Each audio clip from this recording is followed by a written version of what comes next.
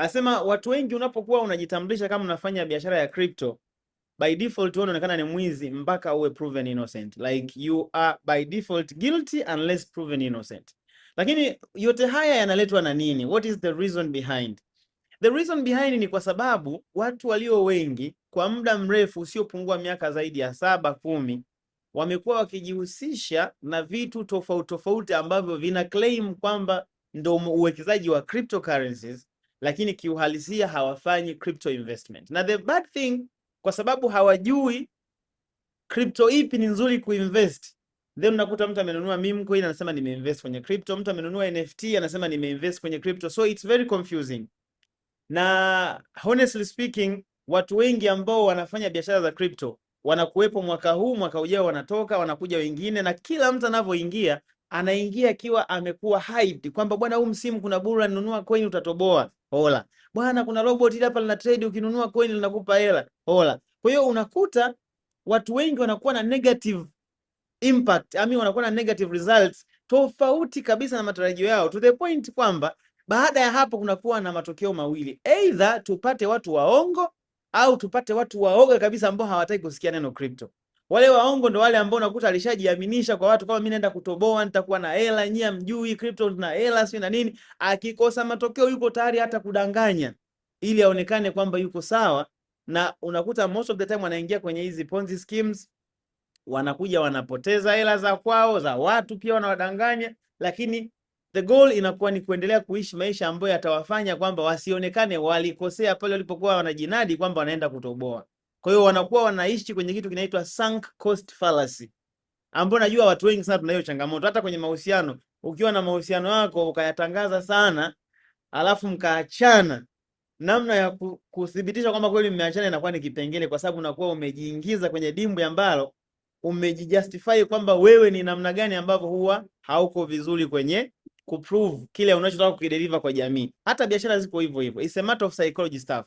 Na ndio maana unakuta sasa hivi watu wengi wanaonekana wanafanya crypto, lakini ukiangalia watu wanaofanya crypto wanaonekana ni waongo, wauni, kwa sababu maisha wanayoishi mtandaoni, maneno wanayoongea mdomoni, mtu mwingine ukija kusema ufuate anachokisema haupati matokeo. Sasa kama wewe uongo hujauzoea, unaichukia ile biashara, unaona haya mambo ya crypto yote ni wizi tu, mambo ya ajabu kabisa. Lakini I think the best way ya wewe kufanya maamuzi sahihi sio kusikiliza testimony za watu, ni wewe kuelewa biashara. Mimi kila siku huwa napenda kuzungumza hivyo. Kwa sababu gani? Testimony ni nzuri kama umeshaielewa biashara, ila kama hujaelewa biashara ukafuata testimony, that is a meantime motivation ambayo haiwezi kukusaidia kuweza kuachieve ile full potential ya kuutilize biashara fulani. It's something that we need to be very careful with, kwa sababu mimi nikiangalia kipindi cha nyuma, maisha yangu yote yalikuwa yanabebwa na motivation. Nikisema maisha yangu yalikuwa yanabebwa motivation kwa sababu biashara nyingi ambazo niliingia kipindi cha nyuma, nilikuwa naingia kwa sababu kuna watu walikuwa wananionyesha kwamba kuna maisha huku. Sasa hayo maisha yanapatikana vipi? I didn't even care. Mimi nikaa nasikiza tu, bwana wewe ukitaka mtu mlete mtu. Namleta mtu kwenye kitu gani? I don't want to know, kwa sababu sinaona huyu kashafanikiwa, sasa mimi nijiulize kitu gani? Kwa hiyo nikawa nimefocus kwenye matokeo, lakini sikufocus kwenye kuangalia yale matokeo yanapatikana vipi.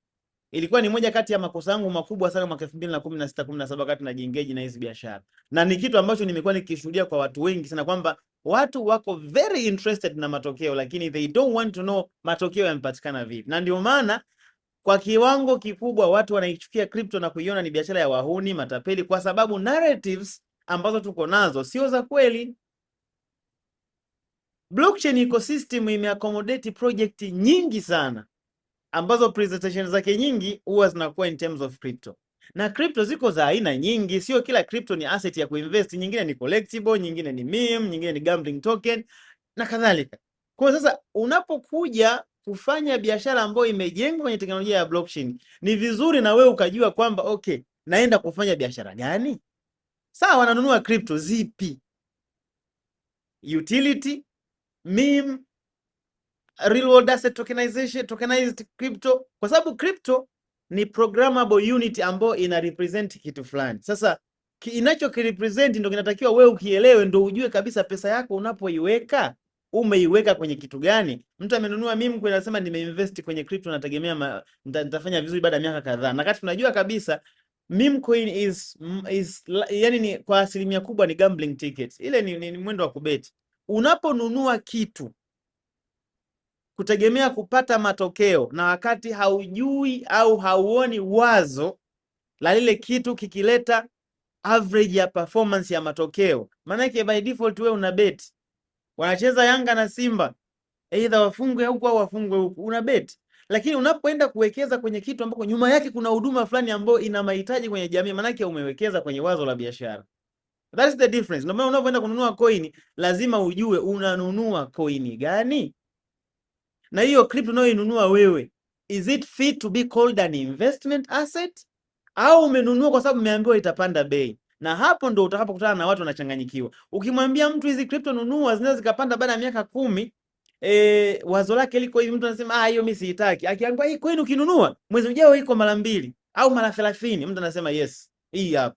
Na ndio maana kuna mdogo wangu mmoja anaitwa Charity, kuna siku ashakutengeneza clip moja TikTok wake, akasema leo hii mtu akija kukuambia kwamba nunua ardhi Ubungo, baada ya mwezi mmoja hiyo ardhi itakuwa imepanda thamani mara 30, utamwona huyo mtu ni chizi na hana akili. Lakini akikwambia nunua coin hii, baada ya mwezi mmoja itakuwa imepanda mara 40, unaweza kwenda hata kukopa hela ili uweke. Kwa nini? Kwa sababu tunaishi kwa illusion, kwa sababu hatufanyi homework. Tunaamini katika miujiza, tunaamini katika vitu ambavyo tukivisikia vinafariji mioyo yetu kwamba labda kesho nitakuwa tajiri. Ndio maana tunawekeza katika matumaini na hatutaki kujua uhalisia. Wakati mwingine ukifundisha uhalisia watu wanakuchukia. Wanakuambia huyu jamaa naye anafundisha vitu gani bwana, na kati hizi coin takiwa zipande. Zipande wapi? It's better you expect less.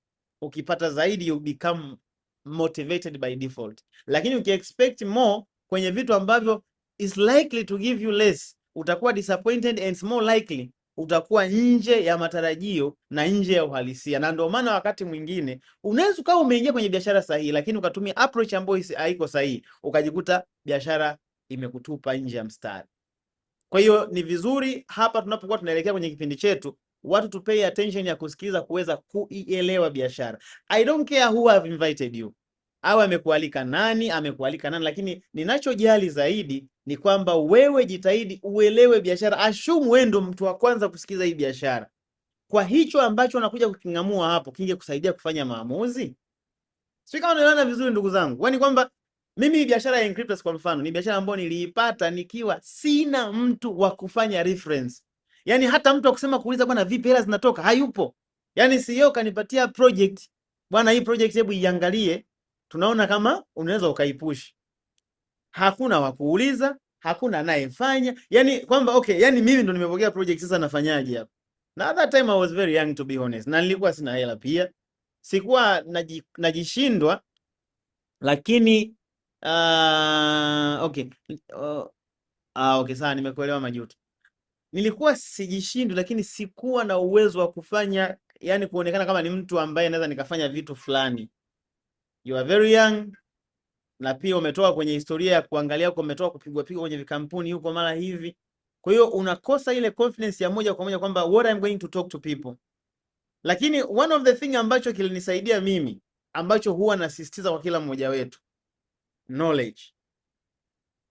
Unapokuwa umepata elimu sahihi kuhusiana na kitu fulani, especially foundational understanding, inakusaidia sana kufanya maamuzi yenye taarifa. Na kuna wakati mwingine unafanya maamuzi ambayo yanakusaidia kulala usingizi mzuri. One of the very good thing ambacho huwa napenda kuambia watu, usifanye investment ambayo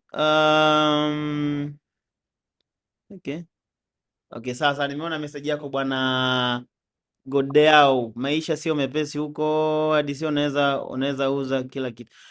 Wanaokuhadisia uuze kila kitu hao ndo wabaya. Utakiwi kupata mahadithio ambayo atakufanya uuze kila kitu, kwa sababu mimi mwenyewe ni mkereketwa mkubwa sana wa crypto, lakini sijawahi kukaa nikamwambia mtu akakope hela au auze vitu vyake hajafanya biashara. Mimi nitakufundisha biashara, wewe utapata wapi pesa, that is your case, utajua mwenyewe. Okay, sawa. Lucian ndugu yangu, wewe una experience kubwa sana kwenye haya mambo, for it's obvious unaweza ukawa na nafasi nzuri sana ya kuweza kushare kwa watu. And I think nitakuomba tufanye podcast nikitoka Kenya next month, kwa sababu najua una vitu vingi sana vya kusimulia. Kwa hiyo hizi experience inabidi ni vizuri tu share na watu wengine waweze kupata experience kama ambavyo tunaendelea. Watu wengine wanapojitolea kuja kwenye podcast zetu, wana share experience zao, zinawasaidia watu kuweza kujua kwamba the real life katika hii biashara iko hivi. Huyu jamaa kwa miaka 5 kumbe ndo alicho experience. Kumbe tuwe makini hapa na hapa. So let's get back to the class. Sasa tukirudi kwenye darasa ni kwamba leo hii nimesema naomba sana tu focus kwenye kulielewa darasa.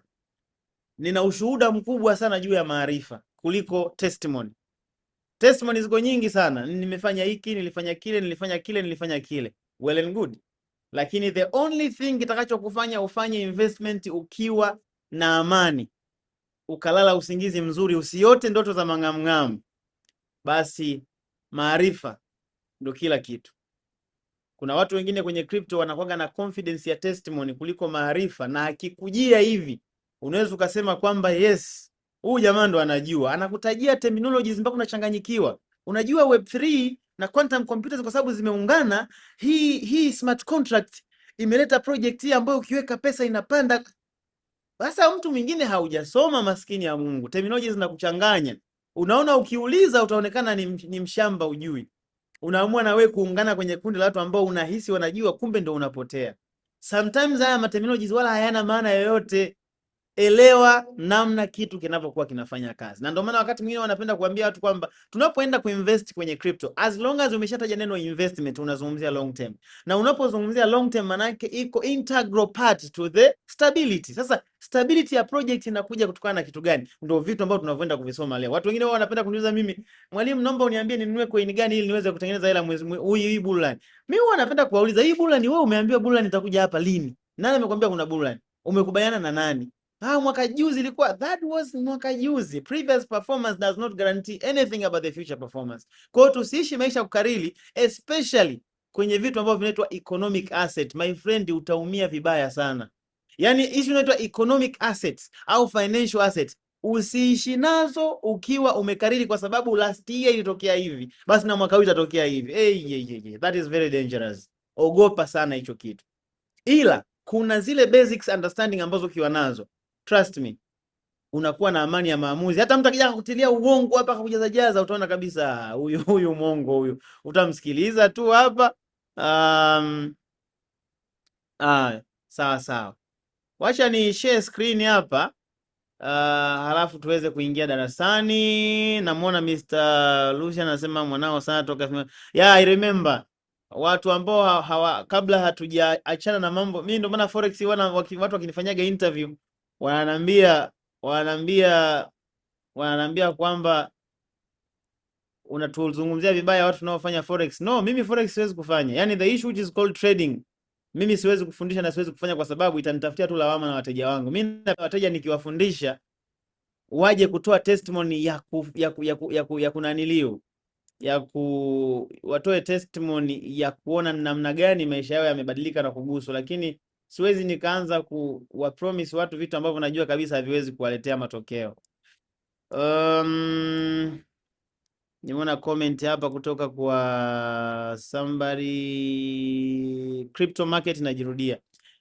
Cycle za market au price performance of course waga zinakuwa na pattern ambazo zina relate, lakini zinatokea lini, hicho ni kitu ambacho huwezi kujua. Kwa hiyo ukianza kumwambia mtu bwana hizi coins itajirudia mwaka fulani, wanafanyaga tu hizo patterns hizo. Ndio maana mimi huwa napenda mtu invest kwenye foundational idea ya biashara, yani lile wazo lile ndo uliwekezee pesa. Ukifukuzia bei, my friend, utalaumu tu watu bure.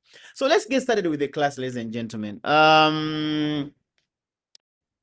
One of the thing ambacho pia watu wanachanganyikiwa sana ni neno linaitwa blockchain. Sasa hili neno blockchain watu linawachanganya sana. Hebu ngoja niwaambie kitu jamani. Mnaijua kitu kinaitwa Android. Mnajua kitu kinaitwa Windows. Mnajua kuna kitu kinaitwa iOS. Hizi ni operating system. Ni teknolojia za msingi ambazo zinakuwa kwenye electronic device ambazo zinasaidia application nyingine ziweze kujengwa juu yake ili ziweze kufanya kazi na watu waweze kuzitumia, si ndio? Sasa blockchain tungeweza kuiita kama ni large scale operating system. Sika tunaelewana vizuri. Blockchain ni large scale operating system kwa sababu blockchain ni teknolojia ya msingi ambayo inakusaidia wewe, mimi, taasisi au kikundi cha watu kuweza kuwasilisha wazo letu la kibunifu kwa kutumia lugha ya kikompyuta. Sisi tumeona vizuri hapa. Tunapozungumzia blockchain tunazungumzia teknolojia ya msingi Yani foundation, tukisema msingi, ni teknolojia ya msingi ambayo inakusaidia wewe, inanisaidia mimi, inasaidia kundi la watu, institution fulani waweze kuwasilisha wazo lao la kibunifu katika mtindo wa lugha ya kikompyuta. Sasa kitu kimoja ambacho kitawachanganya watu hapo ni kwamba tumesema inakusaidia wewe kuwasilisha wazo lako. Manake tunaposema linawasilishwa, manake kunakuwa kuna implementation, management pamoja na operation. Yani unalifanyia installation wazo lako, data zake zitakuwa managed kwenye blockchain na operation yake itakuwa kwenye blockchain. Ndio maana ya manage, una implement na kumanage wazo lako hapo. Lakini hilo wazo ili liweze kujengwa kwenye teknolojia ya blockchain lazima liwe translated kwenye computer language. Are we together, ladies and gentlemen? Kwa maana ipi? Leo hii mimi nataka nitengeneze kampuni yangu ya kusafirisha madawa au logistic company au data management au supply chain management, vyovyote vile. Yani wazo lolote la kibunifu nataka niliwasilishe kwa kutumia blockchain technology. Maana kinachofanyika ni kitu kimoja. Let's say leo hii tuna Madam Diana hapo. Anasema I want to do a payment solution company. Atakuja kwa kompyuta kwa sababu payment solutions ziko nyingi. Kuna PayPal, kuna sijui Binance Pay, kuna makampuni tofauti tofauti ambayo na kadhalika. Lakini Madam Diana anakuja na wazo la payment solution, ila kuna kitu ambacho yeye amekigundua tofauti na makampuni mengine, lakini hataki kupresent kampuni yake katika mazingira ya kawaida. Anataka database na operation pattern yake yote iwe kwenye blockchain.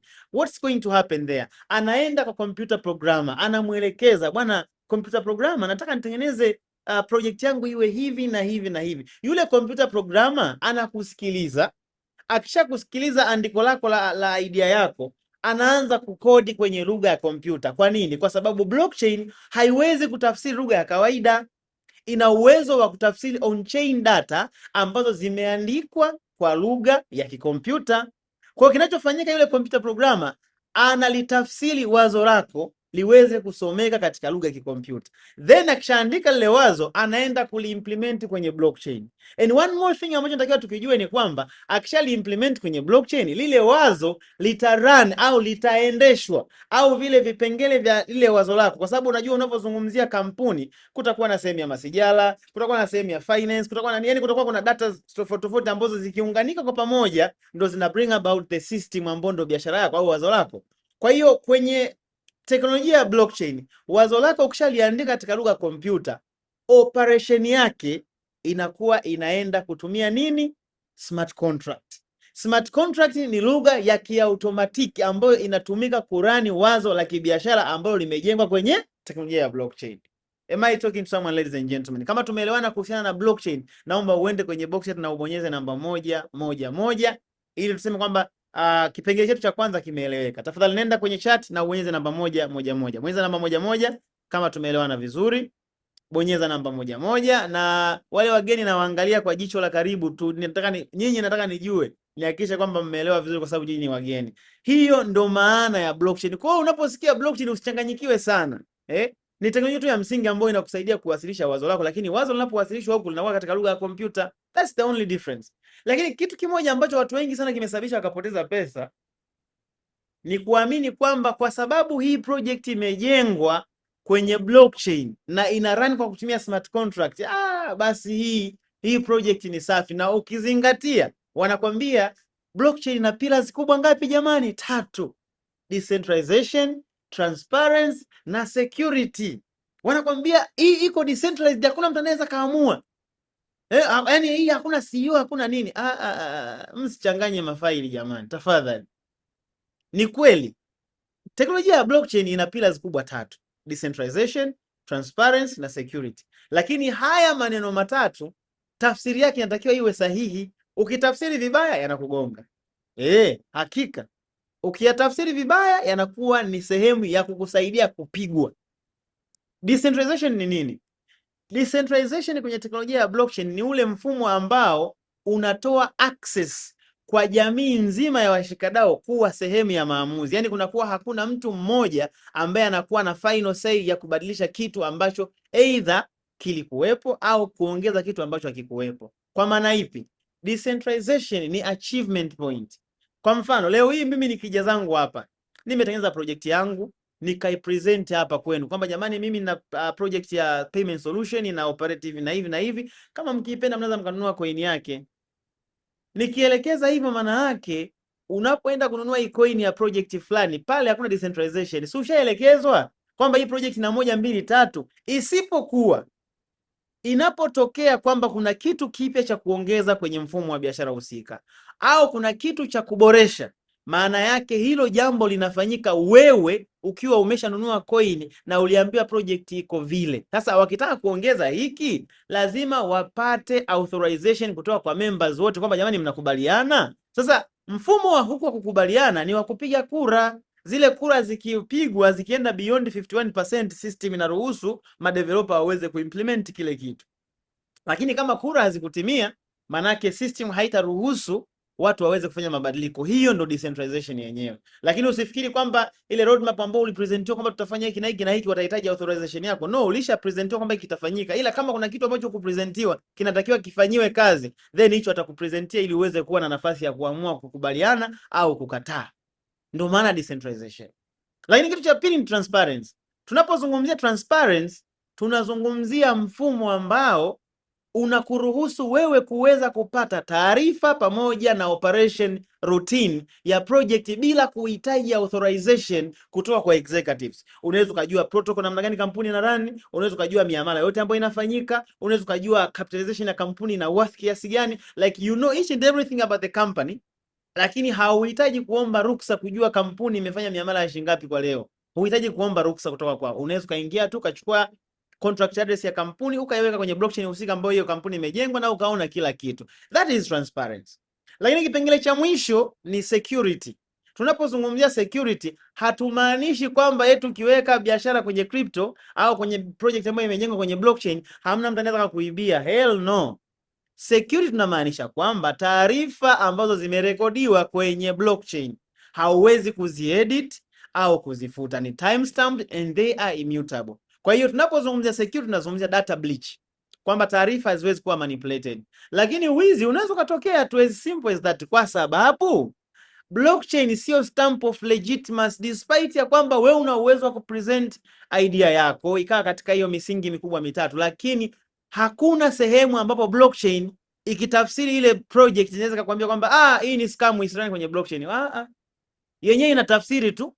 Wewe ndio unatakiwa ujue hii tafsiri ambayo imetolewa na blockchain kinachofanyika ni scam au ni biashara. Una wajibu huo. Kwa hiyo blockchain is not a stamp of legitimacy, rather is a foundational layout program.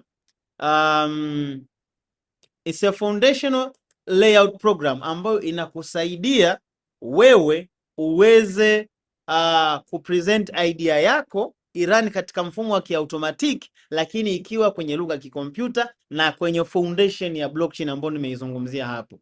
Basi, kwa hiyo hapo sasa nadhani tutakuwa tumeelewa tafsiri nzuri ya blockchain na hizo pillars zake. Lakini lazima tujue kwamba blockchain is not a stamp of legitimacy.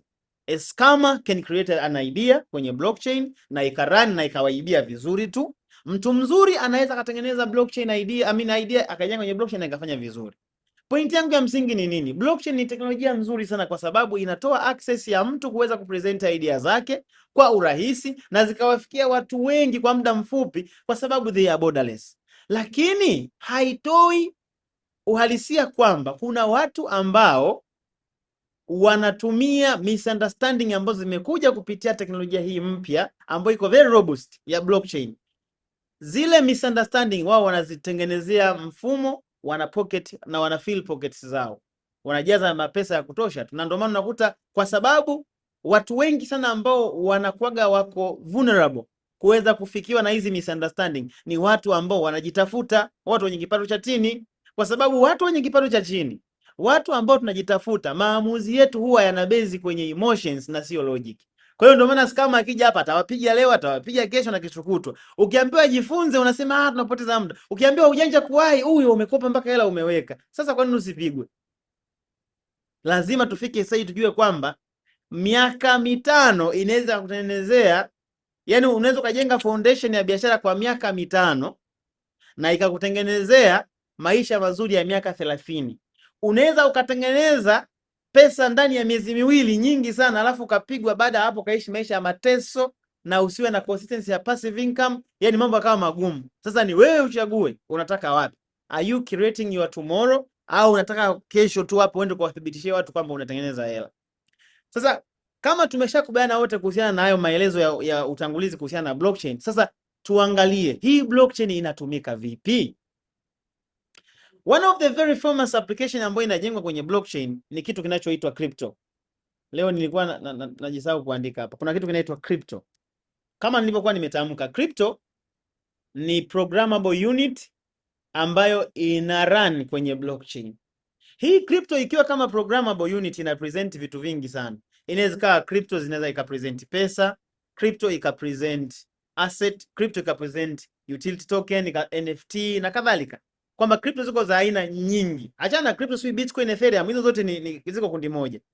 Na kuthibitisha hilo, mwezi uliopita wanasema Enterprise Ethereum Alliance ambacho ni chama kisicho, yani is a non-profitable organization, kwa kushirikiana na Security Exchange Commission chairman wa Marekani Paul Atkins, wamekuja na global standard ya kuclassify crypto, kwa sababu watu wengi wanatengeneza crypto wanazimislead. Mwingine anatengeneza meme anasema ndio investment coin, mwingine anatengeneza NFT anasema ni investment token, mwingine anatengeneza real world asset token, lakini watu wanahisi kama ni meme. Kwa hiyo kumekuwa na confusion nyingi sana, hata kwa wale policy makers imekuwa ni kipengele, kwa sababu wengine wanasema crypto inatakiwa ziwe regulated na central bank, wengine sijui capital market authority. Kwa it's very confusing, lakini kwa sasa hivi crypto tumejua kwamba si lazima kila crypto iwe currency, si lazima kila crypto iwe asset, na si lazima kila crypto iwe utility.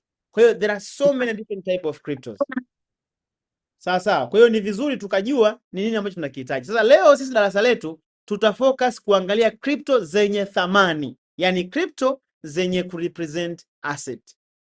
Are we together, ladies and gentlemen? Tutaenda kuangalia crypto ambazo zinakuwa na sifa ya asset na basically ambazo zina resemble kitu ambacho kinaitwa hisa. Ndio tunachoenda kukisoma leo. Sasa tukiangalia kwenye perspective hiyo, kabla hatujaenda kuangalia crypto ambazo zinakuwa zina sifa ya hisa, hebu turudi tutazame hisa ni nini. Turudi tutazame hisa ni nini. Alafu tukishajua hisa ni nini, then ndo tuanze kuangalia sasa hizi crypto zenye sifa ya hisa zinakuwaje. Inakuwa rahisi wewe kuweza kuelewa. Huyu namuona huyu mtu anaitwa Berenge. Anauliza, jamani watu wa Zoom, kuna mtu anauliza huku, nadhani kwa wale wanafunzi wangu ambao wananifuatilia, nadhani nilishawaambia achaneni na mambo yanayoitwa bull run. Wewe mtu unaingia kwenye kununua crypto simply because umeambiwa kuna bull run, lazima utakuwa disappointed, kwa sababu wewe amekwambia nani kuna bull run? Yaani wewe una mkataba na nani wa kukujustify kwamba lazima bull run itokee? Vitu vingine sometimes kwenye economic assets they are very unlikely to be justified, kwamba wewe umekaa hapa unasema mbona dola haijapanda? Wewe alikwambia kwamba dola itapanda. What are the factors that they can make the dollar to go up? Wewe ulikubaliana na nani kwamba hizo factors lazima zitokee mwaka huu?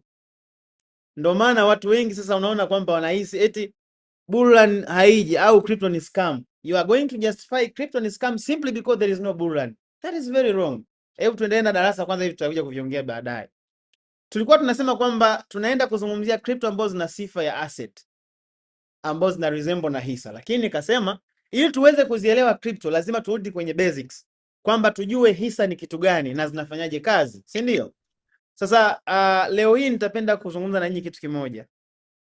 Kwanza kabisa tunajua hisa, mmoja wa hisa tunasema ni virtual frictional assets that represent the equity of the company.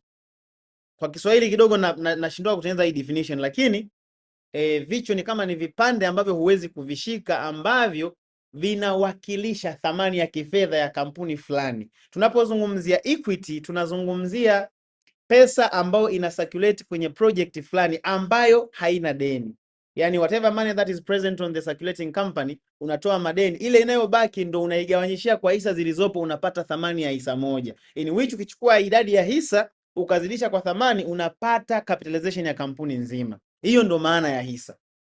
Kwa hiyo hisa moja bei yake ni sawasawa na equity, yani mtaji wa kampuni, gawanya kwa idadi ya hisa ambazo zipo kwenye mzunguko. Are we together ladies and gentlemen? Sasa swali langu mimi ni moja ambao nilikuwa nataka kushare na nyinyi, kwa sababu najua hapa kuna wawekezaji, kuna manguli wa mambo ya kununua hisa na kadhalika.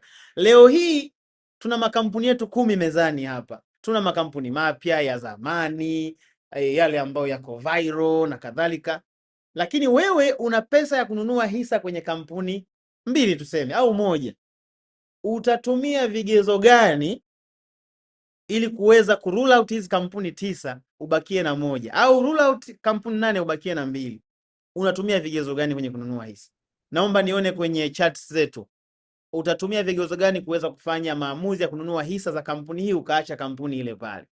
Haijalishi ni ya zamani, haijalishi ni mpya, haijalishi ni kongwe au ni viral whatever, lakini wewe unatumia vigezo gani kuweza kununua hisa za kampuni hiyo ambayo umeichagua? Okay, nataka nione hapa.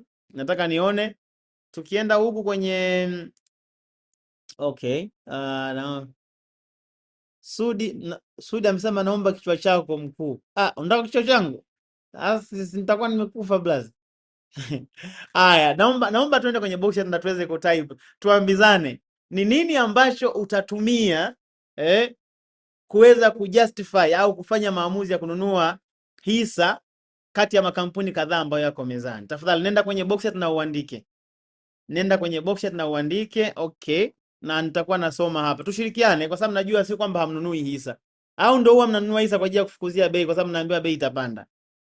Naomba tuende kwenye box hapo tuandike kwa nini utachagua hisa za kampuni fulani. By the way, nasikika vizuri? Nisije kaa internet yangu imenitoa nje afu mimi naendelea kuongea peke yangu hapa. Kama nasikika vizuri naomba mbonyeze namba 111 tafadhali. Bonyeza namba 111 kama nasikika. Okay. Unaona internet yangu imestart. Okay, sawa. Asante. Sudi, Adam anasema ataangalia kwanza kitu kinachoitwa community engagement. Okay, sawa. Eliudi anasema legitimacy of the business idea. Thank you very much. Kama kuna kitu kingine ambacho unaweza kuangalia, tumeanza na Adam amesema ataangalia community engagement factor, kwamba tukizungumzia community engagement factor, wewe umeambiwa kampuni inaitwa Trizi Company Limited. Okay, sawa, that's just a name. Ina nini? Yaani kwamba inatoa huduma gani ambao itawafanya watu waje kuengage na hiyo kampuni. Lakini kitu cha pili ambacho amekizungumza Eliud, hiyo idea ambayo imetolewa ina uhalisia kiasi gani? Legitimacy, what is behind the business idea? Kenneth anasema ataangalia analysis ipi sasa hapa? Risk involved, sawa. Profit, sawa. Lakini analysis sasa hiyo analysis ndio nataka uhitaji sasa. James anasema wataangalia huduma wanayotoa kwa jamii pamoja na transparency. That is very okay. Maki hiyo tunarudi kwenye point ambayo bwana Eliud pamoja na Adam walikuwa wameitoa. Kama kuna mtu mwingine pia hata upande wa TikTok huku pia kama kuna mtu anaweza kaandika. Witness anasema terms and condition of the company on how it operates on the market. That is okay. Majuto technology behind the project, sawa sawa. Baraka anasema ataangalia pia elimu inayotolewa kuweza kuielewa hiyo biashara ni sahihi. That is very okay. Nashukuru sana Baraka. Do we have somebody else ambaye anakuwa na kitu tofauti? Masudi amesema ataangalia security, sawa. Okay, sasa safi, nashukuru kwa response, lakini team behind the business from Eliud, that is very okay. Asante sana. Sasa baada ya kupata mawazo kutoka kwa wadau, which you are all correct. Sasa ili tuweze kupata urahisi wa kujustify au kutumia hizi point, inabidi tuzi narrow down na kuzisummarize katika lugha nyepesi. Risk management, transparency, logic of the business. Sawa, Engineer Festo, tumekupata vizuri kabisa. Kutokea pande za wapi sijui huko. Sasa tuzisummarize hizi point ambazo ndugu zetu wameweza kuzishare hapo, tupate point chache ambazo tunaweza zikatusaidia. Namba 1 tumeona pale inaitwa ni engagement factor.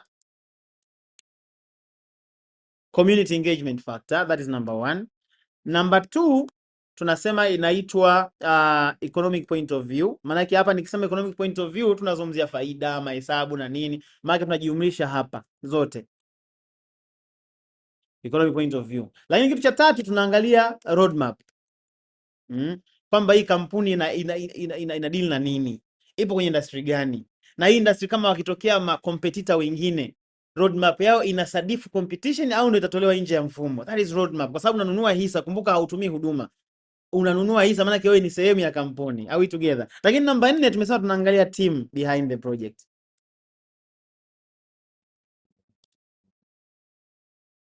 Thank you very much. Sasa hizi ndo points za msingi ambazo kwa mimi huwa naamini ukizitumia hizi una uwezo wa kupinpoint kitu kizuri.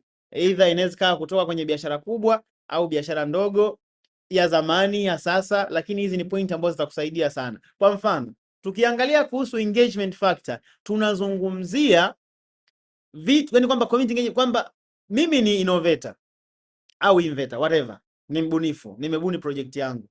The project is here.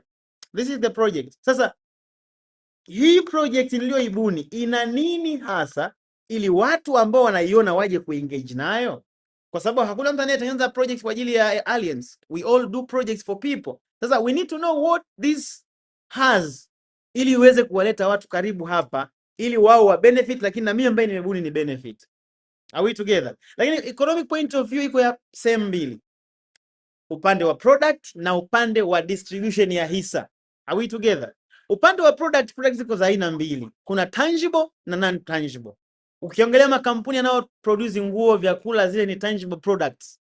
Louis V, mambo ya KFC na kadhalika, lazima uangalie operation cost ya kuproduce vile wanavyoviuza, lakini na consumer rate inasaidia kupata faida au ndo majanga. Nakumbuka zina expiry date. Lakini ukienda upande mwingine, products zingine kama mabenki na nini huwa ni service product, kwamba ni product lakini hazishikiki, ni product za huduma. Are we together, ladies and gentlemen? Sasa tukirudi upande wa pili ambao ni shares distribution, maana yake tunaangalia ile pattern ya namna ambavyo hisa zinaingizwa kwenye mzunguko. Are we together? Lazima ziweze kuwa katika engo ambayo inasadifu ukuaji wa thamani ya hiyo hisa, kwa sababu unaponunua hisa haununui ili ishuke, unanunua kwa sababu unaamini with respect to this service ambayo ina represent hii hisa, naamini baada ya miaka kadhaa itaperform vizuri zaidi. Kwa hiyo lazima tuangalie distribution ratio ya hisa zinazoingizwa kwenye mzunguko. Je, zinaendana na ukuaji wa equity ya kampuni? Kwa sababu tunajua bei ya hisa ni equity gawanywa kwa namba ya hisa ambayo ipo kwenye mzunguko. Lakini je, kama mtaji wa kampuni hau improve, manake kampuni revenue yake imekuwa poor, kwa hiyo hizi hisa zinazokuwa zinaingia zitakuwa nyingi, ukigawanya hapa bei ya hisa itaporomoka. Are we together, ladies and gentlemen? Kwa hiyo hicho ni kitu ambacho natakiwa pia ukifanyia consideration pia. Lakini kitu kingine, lazima tuangalie roadmap. Kama nilivyokuwa nimetamka hapo, roadmap ya kampuni inatupatia taswira ya kampuni itakuwaje miaka ya mbele, na kama hiyo kampuni imejengwa katika industry ambayo ina uhitaji mkubwa. Kwa mfano, ukizungumzia mabenki, hatuwezi kusema mabenki yaliyokuwepo ndio yametosha, yataendelea kuwepo.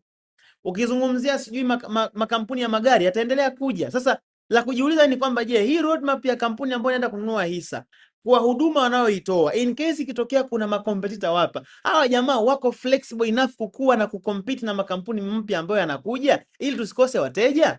Hiyo inaongea kwenye roadmap. Lakini vyote hivyo havitaleta maana kama timu ambayo inahusika na kudeliver taarifa kuhusu kampuni kwa wawekezaji hawatakuwa clear. Kwa sababu kama ikitokea kampuni ina wawekezaji wengi ambao ni speculators, manake wale wawekezaji, kwa mfano tunakutana na watu ambao wanaenda kwenye kununua crypto kwa sababu wanaenda kuinda bullrun, manake hao usi account kama wawekezaji, hao ni speculators, manake muda wote wanauza coins zao wanaondoka. Sasa ikitokea una watu kwenye foundation ya biashara yako walio kununulia hisa zako wote ni watu ambao wanafikiria hii coin hii hisa isipopanda mimi naondoka, manake unaweza kuua kampuni. Ni sasa na leo ukiona kampuni kama Tesla, Microsoft, CRDB, ikitokea kila mtu anauza hisa, ile kampuni haiwezi kusurvive.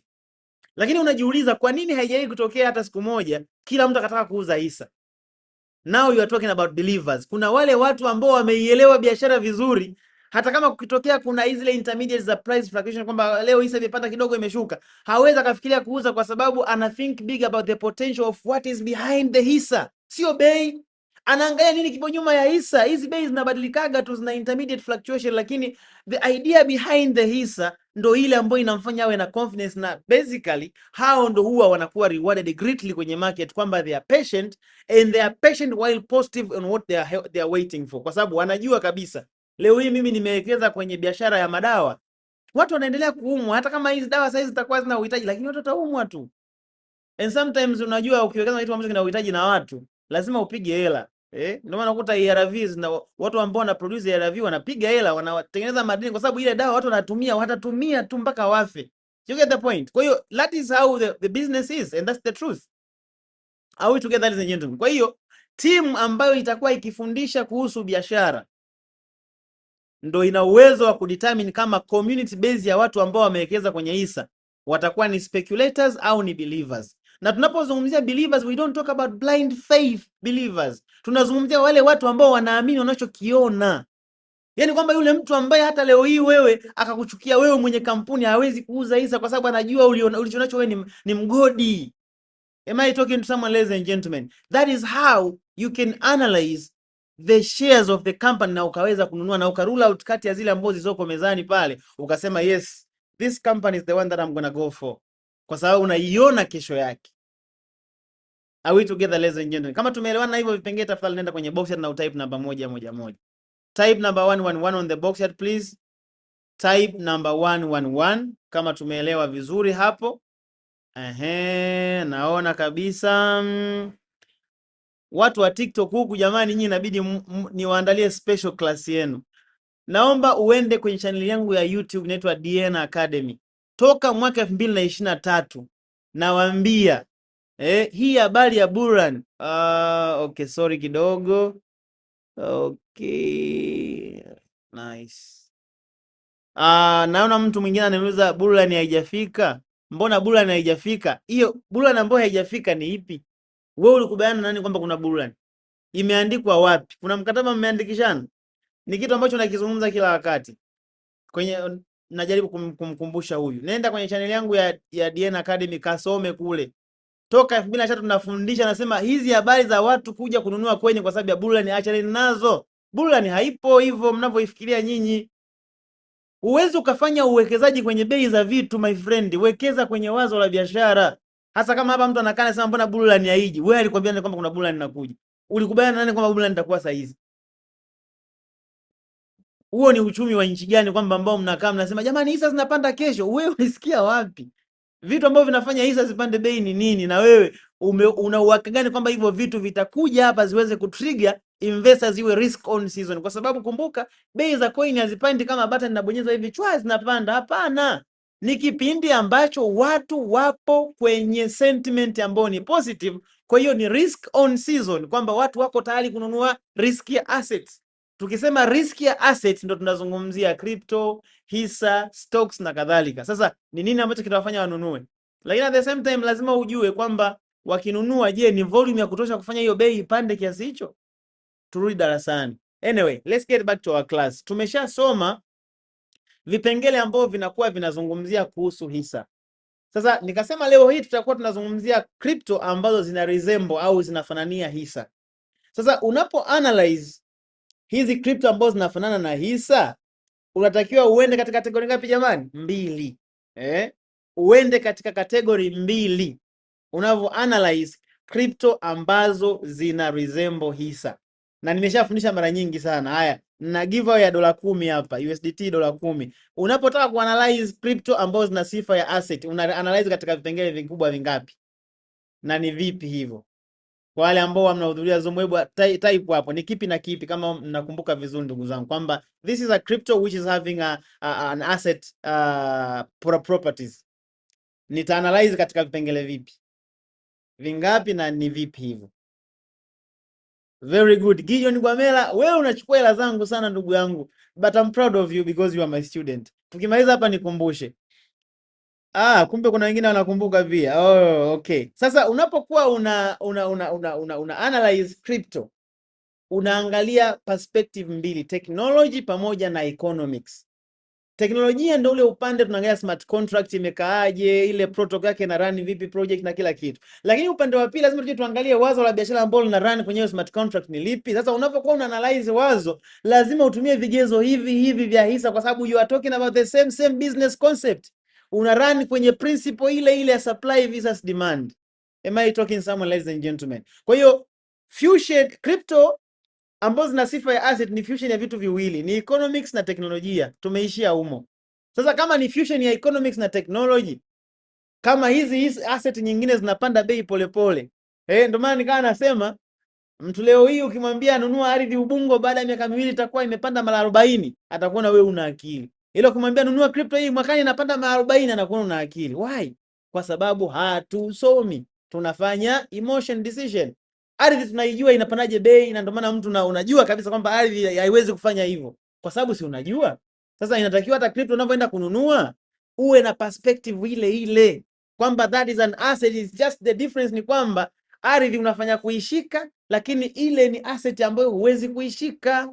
Na sasa hivi uzuri ni kwamba crypto unaweza zikapresent hata hiyo ardhi pia. Tunaona Dubai tayari wamefungua platform inaitwa pripecommint.com. Ukitaka kuwekeza kwenye real estate, unanunua token tu pale. Mambo kwa ushahidi. Nenda ka search pripecommint.com. Utaona watu wameshaanza kuwekeza kwenye real estate kwa kutumia crypto. Kwa hiyo ndio jinsi ambavyo ilivyo. Sasa basi, upande wa teknolojia unapokuwa una analyze crypto, by default kwa kweli lazima ujue kusoma code. Na nadhani hapa ofisini kwetu hapa mimi naweza, lakini tuna kijana wetu mmoja anaitwa Charity. Anaweza sana kusoma code vizuri sana za crypto. Lakini hata mwenyewe ukijifunza unaweza, ni rahisi, sio kwamba ni complicated kiasi hicho. Na uzuri wa projects za crypto zote ni open source code. Kwa hiyo una uwezo wa kuangalia kila kitu na ukajua kabisa hii protocol ina run hivi, na hapa kama kuna loophole hapa. Unaona? That is how it is. Lakini tukienda upande wa teknolojia, nadhani it's very easy. Sasa kwa yule aliyekuwa ameniuliza swali mwanzoni, anaitwa nani, alisema kwamba nikitaka kununua coin nzuri ni ipi? Sasa mimi sikwambii ni ipi. Of course we have our reference project ambayo mimi nilikuwa nikifanya kwa miaka 6, inaitwa Encryptors, lakini siwezi nikakulazimisha ununue Encryptors, ila I know ukielewa lazima utainunua kwa sababu ni bonge moja la gold mine. Kwa wale watu ambao wamekuwa wakitumia Encryptors kwa miaka 3 iliyopita, wanaweza kukwambia kwamba this is one of the best project, not only kwa sababu inalipa rewards on staking, lakini hata price performance yake ni perfect kabisa. Yani I can say that is 10 out of 10. Ni moja kati ya projects za crypto ambazo zinafanya vizuri sana kwa mtu ambaye anaelewa nini maana ya economic assets. Sasa basi, tumesema tunaweza kwenye upande wa wa uchumi, economic perspective, tunaangalia vigezo vile vile ambavyo ulikuwa unatumia kwenye hisa, na ni rahisi sana. Sasa naomba tuende kiurahisi kama siku zote tunavyo tunafanya. Number 1, tunaangalia engagement factor. Sasa leo hii nikikuuliza furthermore, Teddy, sijui na wengine kina nani, kwa nini unatumia Encryptors? Yani ni nini? Kwa sababu nilisema community engagement factor. I am an innovator, this is my project, you are the community. What do I have in this to make you come and engage with this project that I have developed? Question to you community, ni nini kinakufanya utumie Encryptors wallet? Tafadhali tiririka kwenye box hati hapo tafadhali. Nini ambacho kinakufanya utumie Encryptors? Yani kwa nini umedownload Encryptors wallet? Kwa nini unaitumia? Ni nini ambacho kinakuvutia pale? Hiyo engagement factor ni nini? Umeona jinsi ambavyo mambo yanakuwa ni mepesi. Una narrow down, alafu ushapata basic understanding, unaanza kutumia tu, una narrow down tu hapo. Haya. Furthermore, anatumia staking, anatumia IBO, anacheza coin flip, manake kuna huduma ambazo anazitumia. Are we together? Teddy anasema staking na IBO LUD, transactions na staking, Adamu anafanya staking. Kwa hiyo kumbe tayari kuna kitu ambacho kinawafanya watu waitumie Encryptors. Kwa hiyo hapo kwenye kipoint cha kwanza tunapiga tiki kwamba kumbe kuna huduma ambayo ipo nyuma ya hii coin ambayo watu wanaitumia. Kwa hiyo kama watu wakiitumia sana, kampuni generate revenue. Kwa hiyo this is good. Kwa hiyo unapiga tiki pale kwenye kigezo cha kwanza, tunaondoka kwa heshima, tunaenda kwenye kigezo cha pili, economic point of view. Andrew anasema staking na swapping ambapo transactions safi kabisa. Economic point of view ni rahisi. Encryptors ina product za huduma. Hizo staking, sijui gaming, transaction zote ni za huduma, sio za kushikika. Are we together? Kwa hiyo kwenye masuala ya kuexpire sisi tunajitoa huko. Hiyo riski sisi hatuna kwenye mambo ya service. Changamoto tunayokuja kukutana nayo sisi ni kujua mgawanyo wa hizi coin ukoje. Hapo lazima uelewe. Yaani fanya vurugu kote, ila kwenye hiki kipengele lazima uelewe. Sasa kwenye hapa nitaenda kufundisha vizuri sana, ila ndugu zangu wa TikTok kwa msoni itabidi mnisikize vizuri kwa sababu sina uwezo wa kuandika. Labda sio nifanyie kama mtakuwa mnaona, itakuwa ni opposite. Lakini nadhani mnisikize tu vizuri. Watu wangu wa Zoom huko nadhani mtakuwa mnaona ninachokuwa nakiandika hapa. Lakini tukimaliza hii Zoom tutaiweka YouTube. Kwa hiyo kama unataka kurudia unaweza kairudia tu. Sasa iko hivi jamani. Kama ambavyo hivyo kwenye makampuni ya kawaida, kwamba unakuta nakwambia kwenye memorandum of understanding kwamba let's say Techa Company Limited ina hisa milioni 5. Katika hisa milioni 5, kwa kuwa Tede alikuwa na investors fulani, wampewa hisa kiasi fulani kama investors. Public shares ziko kiasi fulani, yani kuna mgawanyo wa share ambao unakuwa unaeleweka, si ndio? Hasa kwenye crypto kuna kitu kinaitwa white paper. Are we together ladies and gentlemen? Kwenye white paper kunakuwa na description ya project inafanyaje kazi na mgawanyo wa hizo coin unakuaje. Sawa. Sasa Inkryptus ina jumla ya token milioni 200. Yaani kama tungesema CRDB ina hisa milioni 200 au Microsoft ina hisa milioni 80 au Tesla ina hisa milioni 10. The same thing. Sasa Inkryptus ina hisa milioni 200 na hii hisa ya Inkryptus tunaita INK au coin au token inaitwa INK. Sasa mgawanyo wake uko vipi? 5% ya hizi token za INK ambazo ni token milioni 10, hizi zinaenda kwa kampuni. Kwa nini? Zinaenda kwa ajili ya kukava kitu kinaitwa nini jamani? Operation expenses, OPEX. Lakini 95% ya hizi coin ambazo ni coin milioni 190, hizi zinatakiwa ziende kwa watu public. Sasa hapa kitu kimoja ambacho tunatakiwa tukijue ni kitu kimoja. Hakuna kitu kipya, ni kuna kutoholewa, tunakutumia teknolojia kwenye kufanya kile kitu cha zamani. Zamani au katika makampuni ya kawaida, kampuni ikishakuwa na hisa zake inakuwa ina option mbili. Kama wamewekeza pesa zao zote kwenye infrastructures, halafu wakakosa hela za kupeleka hisa zao sokoni, huwa wanafanya kitu kinaitwa IPO, initial public offering au pre-sale. Wanauza zile hisa kwa bei ya flat kwa wawekezaji, then wakishauza wanapata liquidity kupeleka zile hisa kwenye open market, si ndio?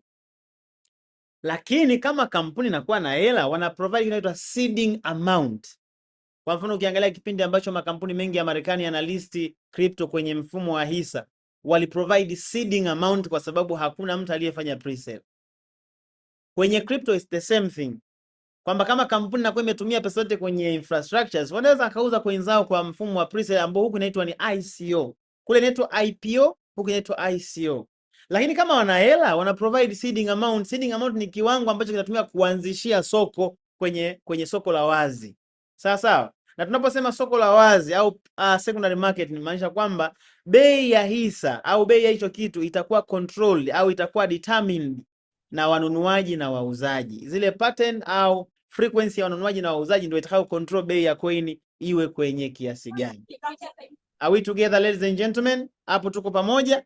Kama tuko pamoja, nenda kwenye box na utype namba 111. Type number 111 kama tumeelewana vizuri hapo. Lakini Inkryptus hawakufanya ICO. Walikuwa wameandaa project na kwa sababu waliona wana uwezo wakaamua. Naomba tuseme vizuri. Wakaamua kuprovide seeding amount ambayo walienda kufungua pool ya kwenye open market ambayo ilikuwa ni INK token against USDT. Are we together ladies and gentlemen? Kwa hiyo reference currency ya INK token ni USDT. USDT ni crypto dollar, ni dola ambayo ina run kwenye blockchain. Kwa sababu hata ukihitaji kupata USDT lazima upeleke dola, alafu ndo wanakumintia USDT ambao ndo utazitumia kwenye mfumo wa blockchain. Kama tu ukienda kwa wakala, kwamba ukitaka hii money inabidi umpe cash akuwekee float. Na huko nako ni hivyo hivyo. Ni mambo yale yale. Ni mifumo tu ambayo inatumika kuwasilisha hiyo execution ndio inatofautiana. Sasa basi, kitu kimoja ambacho kinakuja hapa ni kwamba ina maana mtu yeyote ambaye alikuwa anahitaji kununua INK token alikuwa anaenda kununua kwenye open market. Akiwa na INK anapata USDT, akiwa na USDT anapata INK, na bei ya kununulia itategemea siku hiyo bei ya INK imesimama kwenye bei gani. Na bei inakuja kwa ile kanuni yetu kwamba idadi ya coin, equity ganya kwa idadi ya coin, unapata bei ya coin. Sio kama tumeelewana vizuri. Sasa basi, Inkryptus wametoa seeding amount. Na mtu yeyote ambaye anahitaji kununua coin ananunua kwenye open market. Lakini kumbuka kuna coin milioni 190 hazijaingia kwenye mzunguko. Zinaingiaje? Hapo sasa ndo makampuni ya crypto yakaenda kuadopt mfumo unaitwa staking. Hasa mfumo wa staking ni mfumo ambao unakureward kwa kutumia coin ambazo zinakuwa hazijaingia kwenye mzunguko. Watu wengi wanaweza kahisi hiki ni kitu kipya, lakini kiuhalisia ni kitu ambacho kipo, kwa sababu kwenye makampuni ya kawaida ukinunua hisa, kuna baadhi ya makampuni yanakuruhusu ule muda wa magawio, badala ya kuchukua cash, unaomba kitu kinaitwa rights. Kwa instead of taking cash, you get rights. Kwa maana kwamba unapewa hisa zaidi zenye thamani sawasawa na pesa ambayo ungeichukua. Are we together, ladies and gentlemen? Hiyo inaitwa una acquire rights as a dividend on a space of cash, kwa sababu umeona kabisa kwamba mimi sihitaji pesa, nahitaji kuwa na umiliki zaidi kwenye hii kampuni, kwa nipeni assets niongeze hapa kwenye portfolio yangu. Sasa huo mfumo wa kulipa rights ndo mfumo ambao ulikuwa adopted kwenye mfumo wa crypto, tunaita staking rewards. Of course staking ina source mbili za profit, inaweza kawa transaction fees, lakini kwa kampuni ile ambayo hisa zake au coin zake hazijaingia zote kwenye mzunguko, tuna kitu tunakiita staking rewards. Sasa Inkryptus wakawa wametoa option kwamba okay, ikitokea Diana, ikitokea Mvuma, ikitokea Deodat, umeamua kununua Ink token, lakini ukawa umeinunua Ink token ukiwa umeona wazo la kampuni na ukaona kwamba okay, mimi sijisikii kuuza coins zangu anytime soon. I can stay with these coins for 3-5 years and I'm not planning to sell them, kwa sababu I know with this kind of business kuna uwezekano mkubwa hizi coins zikapanda thamani zaidi ya hapa zilipo. Kwa hiyo let me just hold them. Kampuni wakasema okay, kama umewaza hivyo, basi tunakupatia option kwamba kama kweli umejicommit kuto kuuza coins zako kwa muda wote huu, basi zifungie hapa. Ukizifungia hapa utakuwa ni sehemu ya kampuni na utakuwa subjected kwenye list ya beneficiaries wa zile coin mpya ambazo hazikuingia kwenye mzunguko. Am I talking to someone, ladies and gentlemen? Hiyo ndo system ambayo Inkryptus walikuwa wanaitumia au wanaitumia au makampuni yote ya staking yanatumia. Na one thing ambayo nataka ni kuremind, staking ni mfumo ambao umeanza kutumika kwenye crypto mwaka 2018 na kampuni ya kwanza kutumia inaitwa Tezos. Baada ya hapo 2020 ndio ikaja kuwa famous zaidi na mpaka Inkryptus nao wakaanza kutumia. Sasa swali ni moja. Tumesema kwamba ukinunua Ink token ukazifungia unalipwa rewards. Kumbuka hizi rewards ni coin mpya ambazo zilikuwa zijaingia kwenye mzunguko, sasa zinaingia kupitia watu walio stake kama rewards. Ukishalipwa wewe ndio unaamua uzijazie kwenye portfolio au uende kwenye soko ukaziuze, kwa sababu zinaruhusiwa kufanya hivyo muda wote unaotaka. Lakini swali kubwa ni moja, kwamba hawa watu wanatulipa kwa kutumia coin mpya, na tunajua kabisa zile coin mpya ni kama assets, lakini asset ili iwe na thamani lazima kuwe na equity. Sasa ili kuzuia hii equity isiweze kufanyaje, isiweze kudondoka na kusababisha bei ya coin kuwa ndogo, lazima kuwe na control ya inflation. Are we together? Inflation ni pale ambapo assets zinakuwa nyingi kuliko equity, kwa inapelekea bei kuwa chini, au kwa maana nyingine tunasema supply imekuwa kubwa kuliko demand. Kwa hiyo obvious bei inakuwa imeporomoka. Wakaja na mfumo.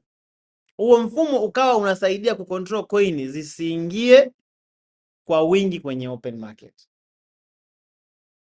Sasa protocol ambayo ilichorwa kwenye smart contract ya Inkryptus kwenye kurelease coins zinapokuwa zinaingia kwenye rewards zilikuwa za phase mbili. Phase ya kwanza ilikuwa release au supply ni direct proportional to demand. Yaani watu wanaonunua coin na kustake wanavyoongezeka ndio jinsi ambavyo coin zinazoachiwa kwenye mzunguko zinazidi kuongezeka. Kwa sababu gani? Mwanzoni ilikuwa release ni 1% ya coin ambazo zimekuwa staked. Which means kwa mfano leo inatokea Diana amestake coin 10,000. Anthony coin 10,000. Teddy coin 10,000. Hizi coin 10,000 ambazo mimi nimestake, Diana amestake, pamoja na Teddy amestake, jumla zinafanya coin 30,000. Sasa system inapokuja cross check na kuangalia pool imeloki coin ngapi, naona okay kuna coin 30,000. Kwa hiyo ilikuwa ina trigger by default kwamba kuriliziwe 1% ya hizi coin kutoka kwenye zile coin milioni 190 ambazo hazijaingia kwenye mzunguko. Kwa hiyo 1% ya coin 30,000 ni coin 300. Hizi coin 300 zinatakiwa ziingie kwenye mzunguko kwa siku kutokana na idadi ya coin ambazo zimelokiwa. Kwa hiyo 300 inaenda kupunguzwa kwenye coin milioni 190, halafu inakuja kwenye mzunguko kupitia watu walio stake, wanalipwa kama rewards. Of course hawezi kulipwa zote, lakini wanalipwa percent fulani, na ukishalipwa ni maamuzi yako kuziuza au baki nazo. Kwa hii 1% iliendelea kukua, watu wamekuwa wakistake coin 50,000 zinaingia coin 500, coin 100,000 zinaingia coin 1,000, coin 500,000 zinaingia hivyo hivyo, kwamba 1% iliendelea kukua mpaka sasa ilipofika staking coin imekuwa ni milioni 1. Yaani kwamba coin ambazo zimestakiwa zimepanda mpaka zimefika milioni 1. 1% inakuwa ni coin ngapi jamani? 10,000. Sasa hapa wale wachumi waliotengeneza protocol ya encryption wakasema ikifika coin 10,000 ndo zinaingia kwa siku kwenye market, piga top hapo hapo zisiingie zaidi, which means hata kama staking itakuwa ni 2 million, release ya coin itakuwa ni coin 10,000. Hata kama staking ya coin itakuwa ni 3 million, release ya coin itakuwa ni coin ngapi? 10,000. Are we together? Kwa hiyo ina maana sasa mwanzoni supply ilikuwa direct proportional to demand, lakini katika point hii maana yake supply ni constant, demand ndio inayoongezeka. Sasa katika hali ya kiuchumi unapokuwa na supply ambayo iko constant lakini demand inaongezeka, you know what's going to happen, demand itakuwa kubwa, kwa hiyo price lazima itapanda au itastabilize regardless whatever language that we can use, kwa sababu kupanda kwa price kunaanza kustabilize kwanza alafu kunapanda. Kwa hiyo hii inatupa tafsiri gani?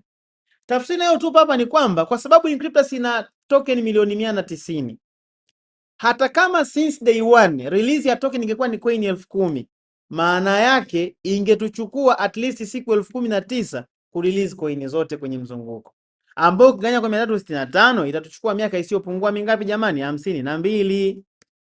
Kwa yule mtu ambaye amestake ategemee kupata rewards kwa muda usiopungua miaka 52. And the good thing, Inkryptus inatumia protocol ya proof of stake. Ukienda kwa Bitcoin wanatumia proof of work, ndio maana wanaopata hizi coin mpya zinazoingia kwenye mzunguko ni wale wanaofanya mining. Are we together? Kwa hiyo ile mining process ndio inawapatia rewards, lakini huku staking process kwa sababu ni proof of stake ndio inayotupatia rewards. Kwa hiyo hivi sasa wewe unapokuwa umenunua coin zako ka stake, maana yake whatever that you are getting kitakuwa kinaendelea kuongezeka mpaka kitakuwa kinaendelea kuja mpaka miaka 52 at least. That is how it works. Lakini lazima tujue kwamba ili kucontrol inflation, kwa sababu remember inflation has to be controlled, kwa sababu usipo control inflation unaenda kuua thamani ya coin. Ukiua thamani ya coin inakuwa haina maana hizo coin unazozipata, na ndio maana siku zote tunasema mimi kwenye Inkryptus niko tayari mtu asinunue coin kama hajaelewa. Kama mtu anakuja kununua coin kwa sababu anaamini tu itapanda, anaweza kuwa disappointed kwa sababu kupanda kwa coin unaweza ku take time. Mimi nataka mtu aje anunue coin kwa sababu anaona wazo lilo nyuma ya coin ni wazo ambalo lina mashiko, ambalo litafanya thamani ya coin iwe stable kwanza. Kabla ya kuanza kupanda, lazima tuwaze kuhusu kuwa stable. Kwa sababu wakati mwingine hizi kapanda ikawa ni balloon, ukashangaa imepanda, ikifika pale juu imeshuka iko zero, na that is what's happening to meme coins. Kwa huku sasa tunataka mtu ambaye anaelewa thamani ya coin, thamani ya ukuaji wenye afya, sio inapanda tu leo kwa $1 kesho $10. That is not healthy.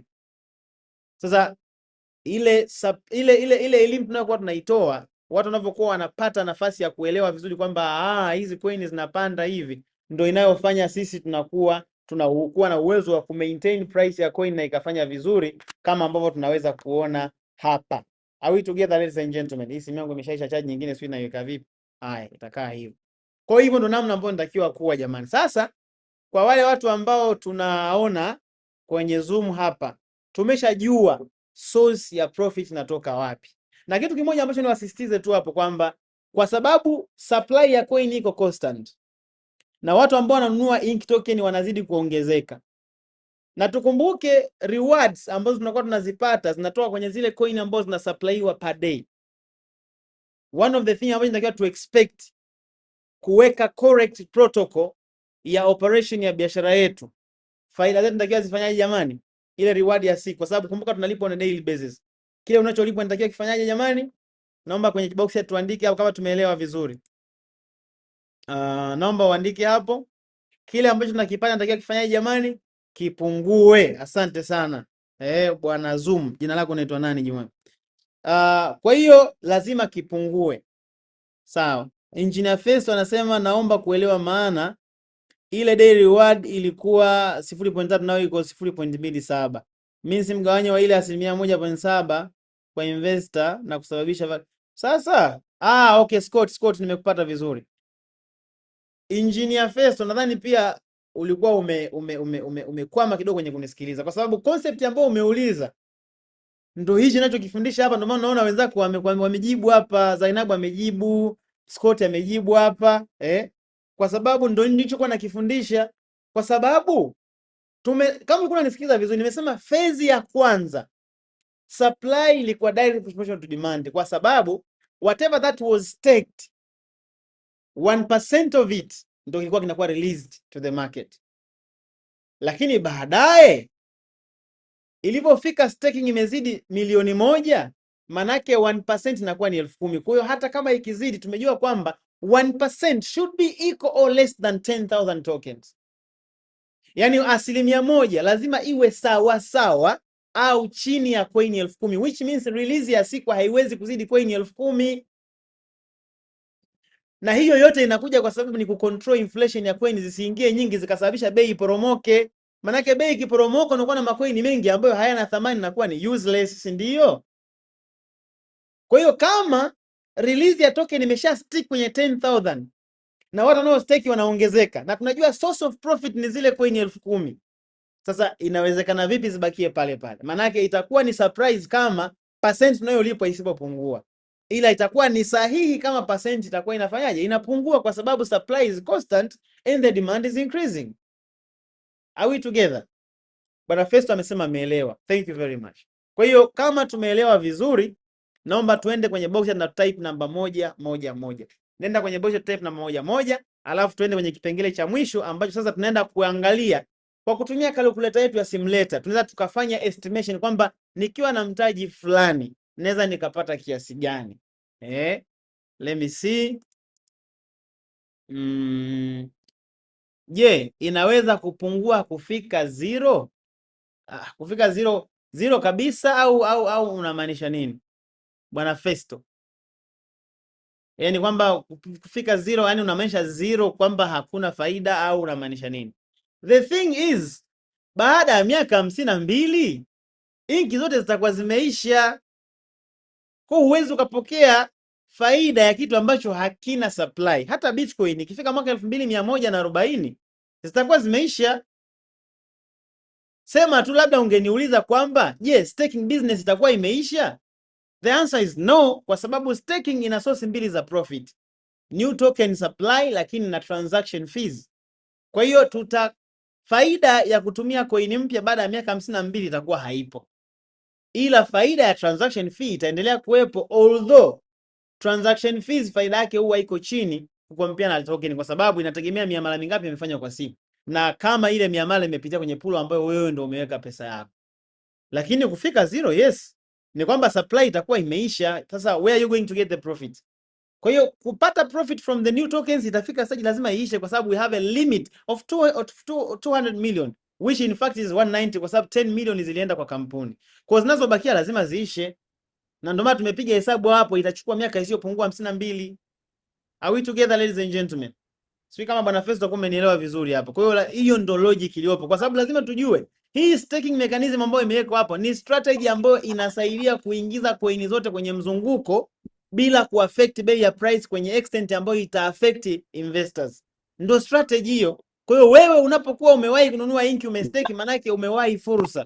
Are we together? Kwa lakini lazima utafika stage. Sasa nyinyi watu ambao mnakonga mna unmute mic ovyo ovyo, mimi ndo sipendaji. Mute mic yako, sikiliza, utakapokuwa na swali una unmute. Sasa kila wakati wewe tunafungiana kama watoto. Hapa inabidi niwafungie haya na wa mute wote mpaka ni wa mute mwenyewe ndo mtafungua. Lakini natakiwa una mute mic yako ili uweze kusikiliza. Haya. Kwa hiyo hiyo ndo jinsi ambavyo ilivyo kwa Bwana Festo, swali lake ambalo alikuwa ameliuliza. Kama Bwana Festo umeelewa, naomba utype namba 1 ili tumalizie kipande cha mwisho ambayo ni kwenda ku estimate returns ambazo tunakuwa tunazipata kutokana na aina ya staking ndio kwa tumefanya. Festo ambaye umeuliza swali, kama umeelewa tafadhali na kwenye box na utype namba 1.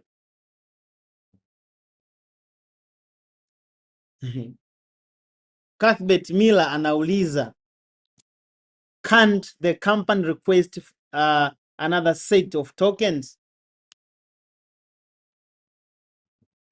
I would ask you the same question. Hivi kwa nini makampuni hayaongezagi hisa? Like leo hii itokee Tesla wanasema kwa sababu wanunuaji wamekuwa wengi, hebu tuongeze hisa nyingine. It does not work that way actually. Kwa sababu at the end of the day tunachokitaka sisi ni kwamba hizi coin ambazo tunazinunua lazima zipande thamani. Yaani hiyo daily reward ambayo unaipokea wewe is not the main business. The main business is price appreciation of the token that you have bought. Ndio zinaitwa asset. Kwamba accumulate asset, lakini mwisho wa siku hizo asset zipande thamani. Kwa sababu hizo asset in the future kwenye ecosystem ya Inkryptus zitafanya kazi nyingi. Utafanya lending and borrowing, ambayo tunaita yield farming. Utafanya collateral swap. Yaani kuna vitu vingi unaweza kuvifanya kwa kupitia asset zako. Kwa hiyo it's not about the rewards only, it's about how you are going to use the asset. The only thing ambacho unaweza kufanya ni kwamba kama ikitokea coin lakini tunasemaga kwenye hisa inatokea mara chache. Kama ikitokea hisa imepanda kwa speed sana, wanaweza kufanya split ya shares. Wana split shares. Kwamba hisa moja inatoa labda hisa mbili, kama Tesla walishawahi kufanya hicho kitu. Au kampuni ikiwa inataka kufeli wanafanyaga merge. Hisa moja, hisa mbili inakuwa hisa moja. Lakini uwezo ukaanza kufikiria kuongeza tokens yani uwezo kuanza kufikiria kuongeza tokens simply because unataka watu walipwe tu zile rewards. Sasa hamna kitu kama hicho. Kama ingekuwa hivyo basi Bitcoin ingekuwa imeongezwa ili watu waongeze tu Bitcoin ziwe nyingi. Kwa sababu tu zimepanda thamani, lakini there is nothing like that. Ukifanya hivyo inakuwa sio biashara tena, haitakuwa na scarcity. The scarcity is what that brings value. In fact, hakutakuwa na ongezeko la coin sana tu, zile coin ambazo zipo kwenye mzunguko zitaunguzwa kupungua. Yaani hizo coin milioni 200 unazoziona, kampuni kianza kutengeneza faida kubwa, zitaunguzwa zipungue zaidi ili thamani yake iweze kukua kubwa zaidi. That's what's going to happen. I'm very sure of that. Lakini hiyo habari ya kuongeza token is not likely to happen. Imenyoka kama rula. Nakubali bwana Jailos. Anasema okay, imeleweka. Ina maana kadri staking inavyozidi asilimia zinapungua na kuna kipindi staking ipungua asilimia zinaongezeka. Hiyo inatoka wapi tena? Staking, of course, uko sahihi. Kwa mfano ikitokea hivi, uko sawa bwana Ima. Yaani kwa mfano leo hii watu wamestake Ink milioni 5. Ikatokea labda kwa mfano mimi Anthony na labda na wengine tukawa tumeunstake. Si ndio? Tukiunstake maana yake ile distribution ya zile token yaani kwamba ni sasa na hivi, leo hii una watoto 10 na una uwezo kupata maji lita 10 kila siku. Kesho akaongezeka watoto 10 au watoto 20 na una maji lita 10 vile vile. Katika kipindi ambacho watoto wako 20 watapata nusu lita. Lakini ikitokea kesho kula tena wamepungua mbakia 10 watapata tena lita moja. Kwa hiyo that is correct. Uko sahihi. Lakini the issue ni kwamba toka tumeanza watu waga wauzi Ink token. Yaani mikataba ikiisha una renew tena. Ikiisha una renew tena. Kwa hiyo is not likely to happen kwamba kukatokea watu wamepunguza mitaji kiasi kwamba ikawa iko adjustable kwamba interest zile rewards ziongezeke. It's not likely to happen. Na ukiangalia sasa hizi watu ambao wanazidi kununua Ink ni wengi sana. So that is not likely to happen, lakini logically it is like that. Okay, hisa zikiwa na idadi zinakuwa na idadi maalum na haziongezeki. Nanunua hizo zinapopungua ndo thamani ya hisa inapopanda. Exactly, that's the point. Kwa sahihi kabisa. Je, daily reward inaweza kupungua kufika 0? Hii si nimeshajibu Festo.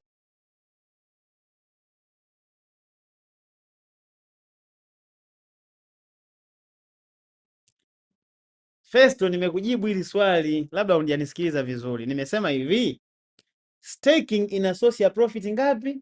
2 kwa sasa hivi. In the future it can be increased, inaweza kaongezeka. Na sizungumzii kwa Inkryptus, nazungumzia kote. Staking za crypto zinatoa faida kutoka kwenye source 2. Source ya kwanza ni kama kampuni coin zake zote hazijaingia kwenye mzunguko, wanakuwa wana release kupitia rewards. Lakini staking source ya pili ni transaction fee, kwamba unapoamua kustake coin zako kwenye pool fulani ili isaidie kuvalidate miamala, zile fee unazochajiwa wanaofanya miamala inakuwa ni rewards kwako. Kwa hiyo ikiisha hii reward system ya token, tutaendelea kupata reward system ya transaction fees. Lakini bwana Festo, hizi transaction fees, hizi rewards za token zinaisha baada ya miaka 52. Is 52 years, ambao hata tukitoa miaka 3 iliyopita we still have 49 years. Sio leo wala kesho, we still have so many years to come. You don't even have to think about that, kwa sababu ni muda mrefu ujao, mwaka karibu 2075 huko. Sio leo wala kesho, bado sana. Okay, Nimekupata mkuu, umetisha, karibu sana. Kama umenipata hapo, ile jambo jema. Mkuu, hili swali niliuliza IGDM kwamba why contract address ni mtu mmoja tu ndo anaye buy na kusell inki. Nimeangalia leo ni mtu mmoja tu ndo anabuy na kusell. I mean inajirudia. Sasa unajua kitu kimoja ambacho sikielewi. Nilishakwambia nenda kafanye testing, kauze na ununue coin pale uone. There is one thing that people are claiming. Ile contract address ni through, ni pool ambayo inapokea transaction za watu. Mimi nikifanya swap itapitia ile contract address. Wewe ukifanya swap itapitia ile contract address. Kwa hiyo ile sio address ya mtu. You get the point? Ndio maana nilivyokupatia mtihani ilikuwa mtihani mwepesi tu. Nenda kanunue USDT, swap pale.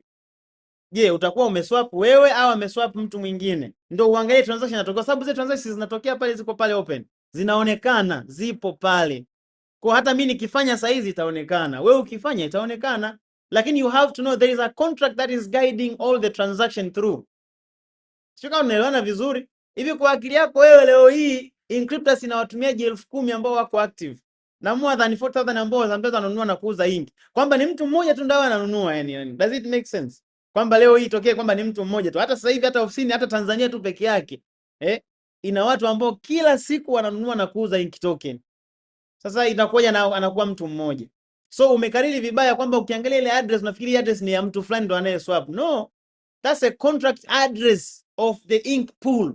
Na ndio maana ukienda kwenye transparency ya ink pool, ukienda sehemu ya vault ya transaction, watakupatia ile contract address, ukiingiza ndio inakuletea miamala yote ambayo inatokea pale through that address, through that contract address. Lakini si kweli na wala haijawahi kutokea eti ni mtu mmoja tu ndo anafanya transaction. Yaani toka Inkryptus inaanza anafanya biashara mtu mmoja tu, ananunua anauza. Does it make sense?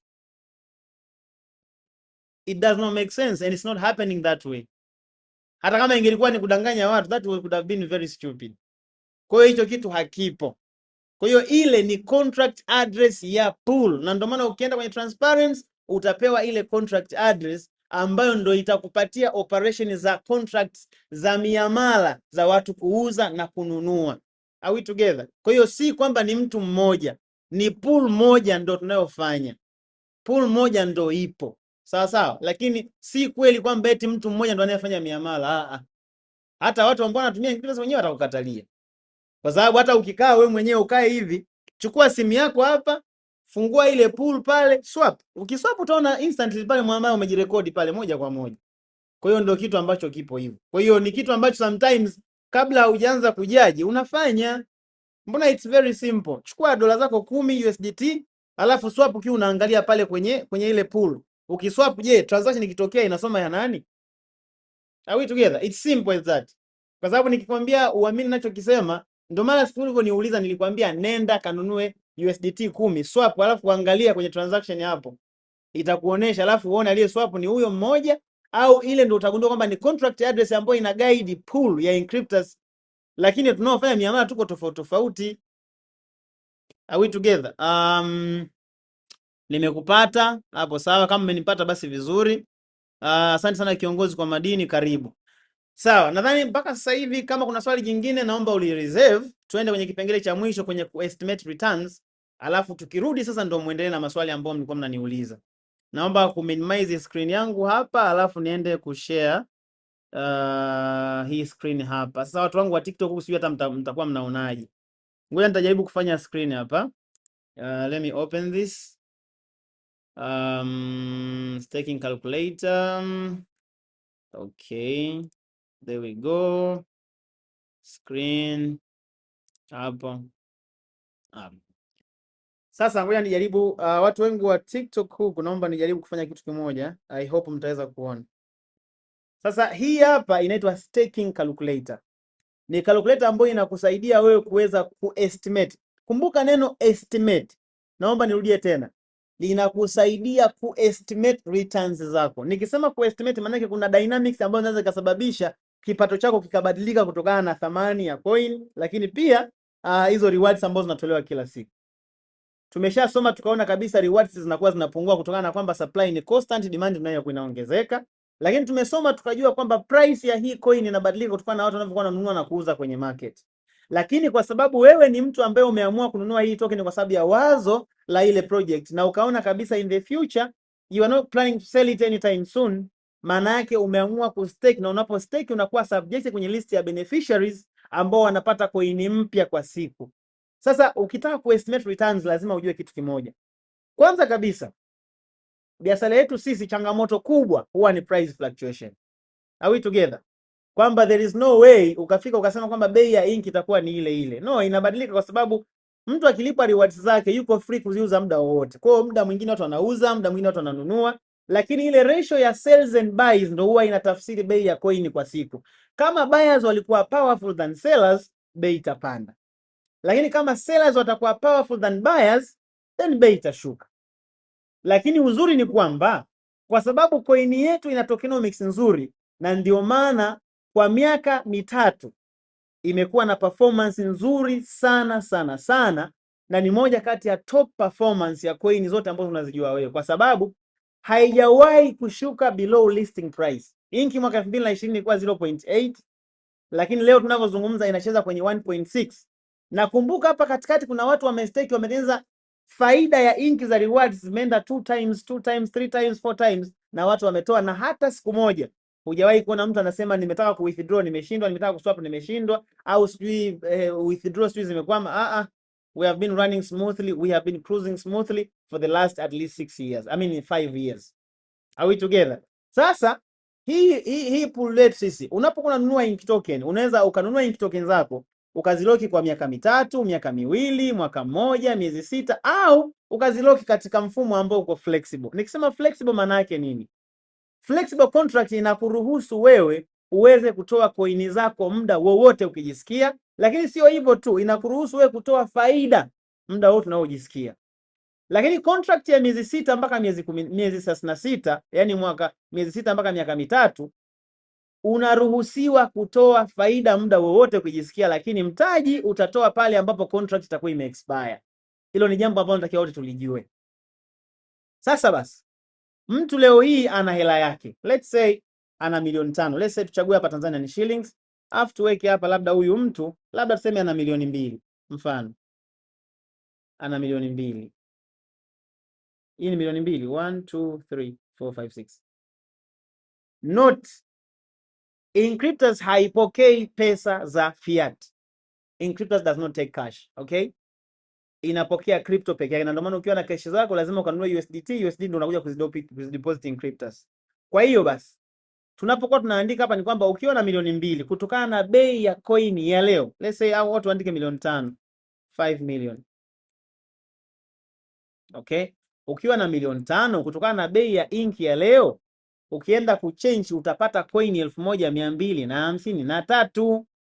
Sasa hizi coin 1253 kama ndo umezistake, umeona hapa, hii ni staking amount ambayo thamani yake kutokana na bei ya leo ya coin ni milioni 5. Hizi bei za hapa huwa zinabadilika kutokana na bei ya coin ya siku hiyo. Sasa tuchague hapa tuseme kwa mwezi mmoja. Kwa mwezi unapata 300,000 na point hapo, ambazo ni coin 76, ambao roughly ni kama ni asilimia ngapi jamani? Ni kama 6%. Manake hii ni baada ya makato. Kwa maana ya kwamba kwa siku utapata coin ngapi jamani? Coin 3.3.3849, ambao hii ni gross profit. Ni faida ghafi ambao thamani yake kwa bei ya leo ni 13,500, lakini baada ya makato utapata coin 2.53 ambao kwa thamani ya leo itasoma shilingi 10,125, lakini makato ni 25%, ambao ni coins 3.8 ambao thamani yake kutokana na bei ya leo ya coin ni shilingi 3,375. Kwa hiyo hii hapa ndio itakayoingia kwenye wallet yako, ambapo kiaccumulate kwa mwezi mzima inakuletea 300,000. Are we together? Ambapo unaweza ukaestimate hapa labda kwa miezi 6. Kwa miezi 6 umetengeneza shilingi ngapi? Milioni 1,800,000. Kama utakaa kwa miaka miwili inakuletea estimated kama milioni 7, lakini hii ina uwezo wa kubadilika kutokana na asilimia, kwa sababu kumbuka asilimia inaweza zikashuka. Kwa hii inaweza ikabadilika. Lakini as of now the estimation can say this way. The price inategemea bei ya sasa hivi, the percent pia inategemea percent ambayo iliyopo currently. Lakini unaweza ukachagua ukasema labda nataka niweke kwa miaka miwili. Miaka miwili manake unalipa 0.25, manake itashuka kidogo kwenye ile ambayo uliipata mara ya kwanza. Unaweza kaamua pia ukasema kwa mwaka mmoja pia ukaestimate kakuletea majibu, na uzuri hii calculator inakuletea na thamani zake, lakini hizi thamani zinaweza kubadilika kutokana na bei ya coin siku husika. Lakini unaweza kujaribu kwa hii flexible ambayo unapata 0.07, ambapo roughly kwa mwezi unapata kama 1% hivi. Unaweza kujagua pia coin zingine ziko USDT, Pancake na kadhalika, lakini leo tulikuwa tunadeal na USDT na Ink. Kwa ndio maana nimefanya estimation ya Ink. Kwa hiyo hii calculator unaipata kwa kutumia website ya Encryptor. Unaenda kwenye sehemu ya resources, utaenda stacking calculator, unaweza ukacheza na hizi numbers as much as you want, ukaestimate returns zako. Lakini kumbuka, unapo estimate hapo, kumbuka kwamba percent inaweza kubadilika, lakini hii sio hivyo tu, bei ya coin pia inaweza kubadilika. Kwa mfano leo nikiangalia Ink token hapa, bei ya leo ni dola 1.61 kwa coin moja, lakini last week ilikuwa 1.5, si mnakumbuka, ilikuwa 1.51. Kwa hiyo vitu vinabadilika kutokana na nini? Kutokana na activities za kule kwenye market. Kuna buyers na sellers, na kuna watu ambao huaga wanakuwa na mihemko sana bei ya coin ikipanda. Come on guys, this is an asset, it is subjected to people buying it and selling it in time. So ikipanda au ikishuka hauhitaji kupanic, na mostly huwa na recommend watu wengi sana ambao tunanunua coin, msiwaze matokeo ya miezi mitatu, minne, sita. Fikiria miaka kadhaa. This is a long term investment. Ukitaka kupata matokeo na ukaenjoy vizuri, you have to think long term. Na ukitaka kupata matokeo vizuri na ukaenjoy, usiinvest pesa yako ya emergency huku, pesa sijui ya kodi ya nyumba, sijui pesa ya ada ya mtoto wa mwezi ujao. Usiweke huku tafadhali. Weka pesa ambayo ni strictly itakuwa for investment, ili uwe na ile ample time ya kuiacha hiyo pesa ikue. Usije hapa kuinvest pesa ukitegemea matokeo kesho. Umeinvest sio labda milioni zako 10, ukipata dola 40 unatoa, dola 10 unatoa. Makato yatakuwa mengi sana, na ukumbuke huku makato hayaangalii kiwango. Ukitransact dola 100 utapata dola 3, ukitransact dola 50 utapata dola 3. Sasa ukiwa unafanya miamala mingi ambayo haina hesabu, utajikuta umeingia hasara, kwa sababu utakatwa mara nyingi the same amount. Kwa hiyo unaweza ukaaccumulate na ukaweza kuwa, kama ukapiga mahesabu vizuri, utapata matokeo mazuri kabisa. Na hii biashara ni biashara ambayo iko wazi kabisa, wala haina kipengele labda uje nacho wewe tajiri, unaona. Lakini kama unataka kufanya investment, ukasikiliza vizuri darasa, ukaelewa vizuri, ukajua nini unachotakiwa kukifanya, ukakifanya kwa usahihi, basi hakika matokeo utayaona. Siwezi kukupromise utajiri, lakini matokeo ya kuona matokeo tu na utayaona.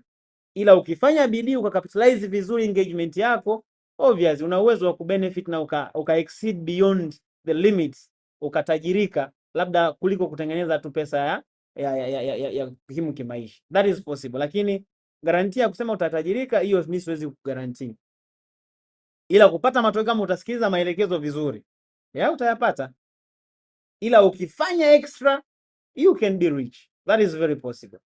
Lakini I'm not giving you a promise. You should know the dynamics as well. Sawa sawa ndugu zangu. Let me see the messages here. Kuna mtu aliona ametuma message hapa. Watu wajifunze Encryptors, waache mawazo ya waganga wa kienyeji. Africa we must wake up. Okay, sawa. Hii ni biashara bora sana mwalimu, tunashukuru sana, karibu. Mtu akituliza kichwa ndani ya miaka 5 ijayo anakuwa mbali sana kupitia Encryptors. That's very true. Ni sahihi kabisa. As long as ukafanya vitu kwa usahihi, hakika baada ya miaka 5 utakuwa mbali sana, kwa sababu tukiangalia Encryptors ya miaka 5 iliyopita na ya sasa hivi kuna utofauti mkubwa sana. Kwa hiyo hata wewe mwenyewe ukiamua kutuliza akili vizuri, ukapanga karata zako vizuri, ukatumia logic, usitumie emotions, unaweza ukapata matokeo mazuri sana ambayo yanaweza yakawa beyond your expectation. Am I talking to someone? Ladies and gentlemen, please, kama kuna maswali unaweza ukaingia kwenye box chat. Sasa hapa naomba nifunge hii screen yangu ambayo nilikuwa nimeshare, niruhusu maswali. Kama kuna maswali tafadhali naomba mniulize. Maswali. Kuna mtu hapa ameandika hata mie okay, hata mie mwenyewe Christmas nyingi nimeelewa na kuwekeza. Mungu ni mwema tukituliza kichwa. Haya, karibu. Tunaomba Encryptors app watuongezee coin ziwe nyingi kwenye app, ili tuwe tunapata kila kitu humo bila kuangalia kwenye sehemu nyingine. That is gonna be happening actually. hiyo issue ya coin kuongezwa itakuja. Sasa hivi wana update ambao wanaifanya ya backend ili kuweza kuaccommodate vitu vingi zaidi. Kutakuwa na sio tu coin peke yake, lakini kutakuwa na blockchain nyingi zaidi. Kutakuwa na Ethereum blockchain kule na kadhalika. Kwa blockchain zitakapokuwa zinaongezeka zitasaidia pia hata kuaccommodate coin nyingine zaidi kwa wingi. Lakini tunavyozidi kukua na kutengeneza jamii ya watumiaji wengi, unajua sasa hizi kitu kibaya ni kimoja. Tukizungumzia katika perspective ya watu kununua tu coin,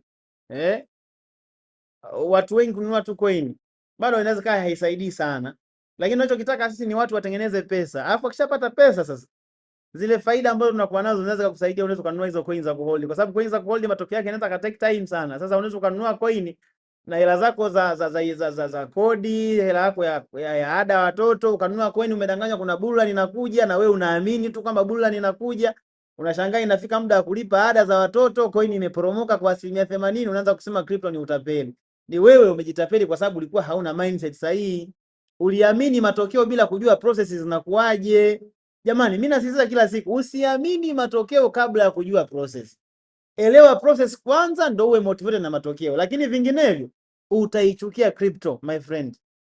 Utaanza kumchukia kila mtu anayeenjoy. Yaani kila mtu amekaa zake anasifia crypto, unamuona kama mchawi hivi, yani kwamba zile hela zangu utakwenda umechukua huyu. Lakini the reason behind makasiriko yanakuja kwa sababu ulifanya maamuzi kwa hisia na mategemeo makubwa bila kujua unachokifanya. Kwa hiyo tutengeneze muda mzuri wa kujifunza, tutengeneze mazoea ya kuendelea kuingia darasani. Na by the way, nikiwa namalizia session na wakumbusha tu kwamba Jumamosi tutakuwa Dodoma Hotel, although seats zimeshaisha, lakini nimeomba kuongeza siti kama 10 hivi, sijui kama zitakuwa zimeshaisha tena, ngoja niangalie hapa. Nilikuwa nimeomba watuongezee kwa sababu tulikuwa tumepanga meeting ya watu 50, lakini ikaonekana kwamba ziliisha asubuhi ile watu walibook siti zote, na is a sponsored seminar actually, kwa mtu yote anaweza ka-attend tu. Kikubwa make sure unaenda unasajili jina lako kwenye ile form. Ngoja niangalie zimebakia siti ngapi hapa. Zimebakia siti, ngoja kwanza cognito forms. Just a minute hapa. Kama unavyoweza kuona siti nyingi zimeshachukuliwa. Unaona, niliongeza siti 10, lakini zilikuwa siti niongeza siti 10, lakini wameshajiregister watu zaidi ya 66. Kwa itabidi kesho niongeze tena 10 nyingine tufikie 70. Ikifika 70 inatosha, hatutaongeza tena. Kwa hiyo kama hujajisajili, fanya haraka ukajisajili mapema ili Jumamosi tukutane pale Dodoma. Tutakuwa na darasa moja tamu sana yani. Kama ukisikia darasa ambalo litakuwa limeshiba content za kutosha, sio mtandaoni, itakuwa ni live. Kwa hiyo cha kufanya wewe jisajili, chukua notebook yako, chukua peni yako, wahi mapema, kaa kwenye kiti chako pale fresh, kwa sababu madini ambayo tutaenda kuyatoa Jumamosi hii yatakuwa ni madini ya haja. Utaachana na mambo ya kusema mbona bullion haiji? Bullion haiji imetoka wapi? Wewe umekubaliana na nani kwamba bullion itakuja jamani? Yaani hili swali mimi nikiulizoga unashangaa sana. Mtu anasema kabisa hani mambo ya ajabu, bullion mbona haifiki? Wewe alikwambia nani inafika?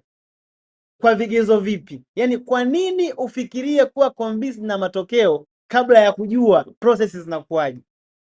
Jamani, tujifunze, tujue process. Matokeo tutayakuta.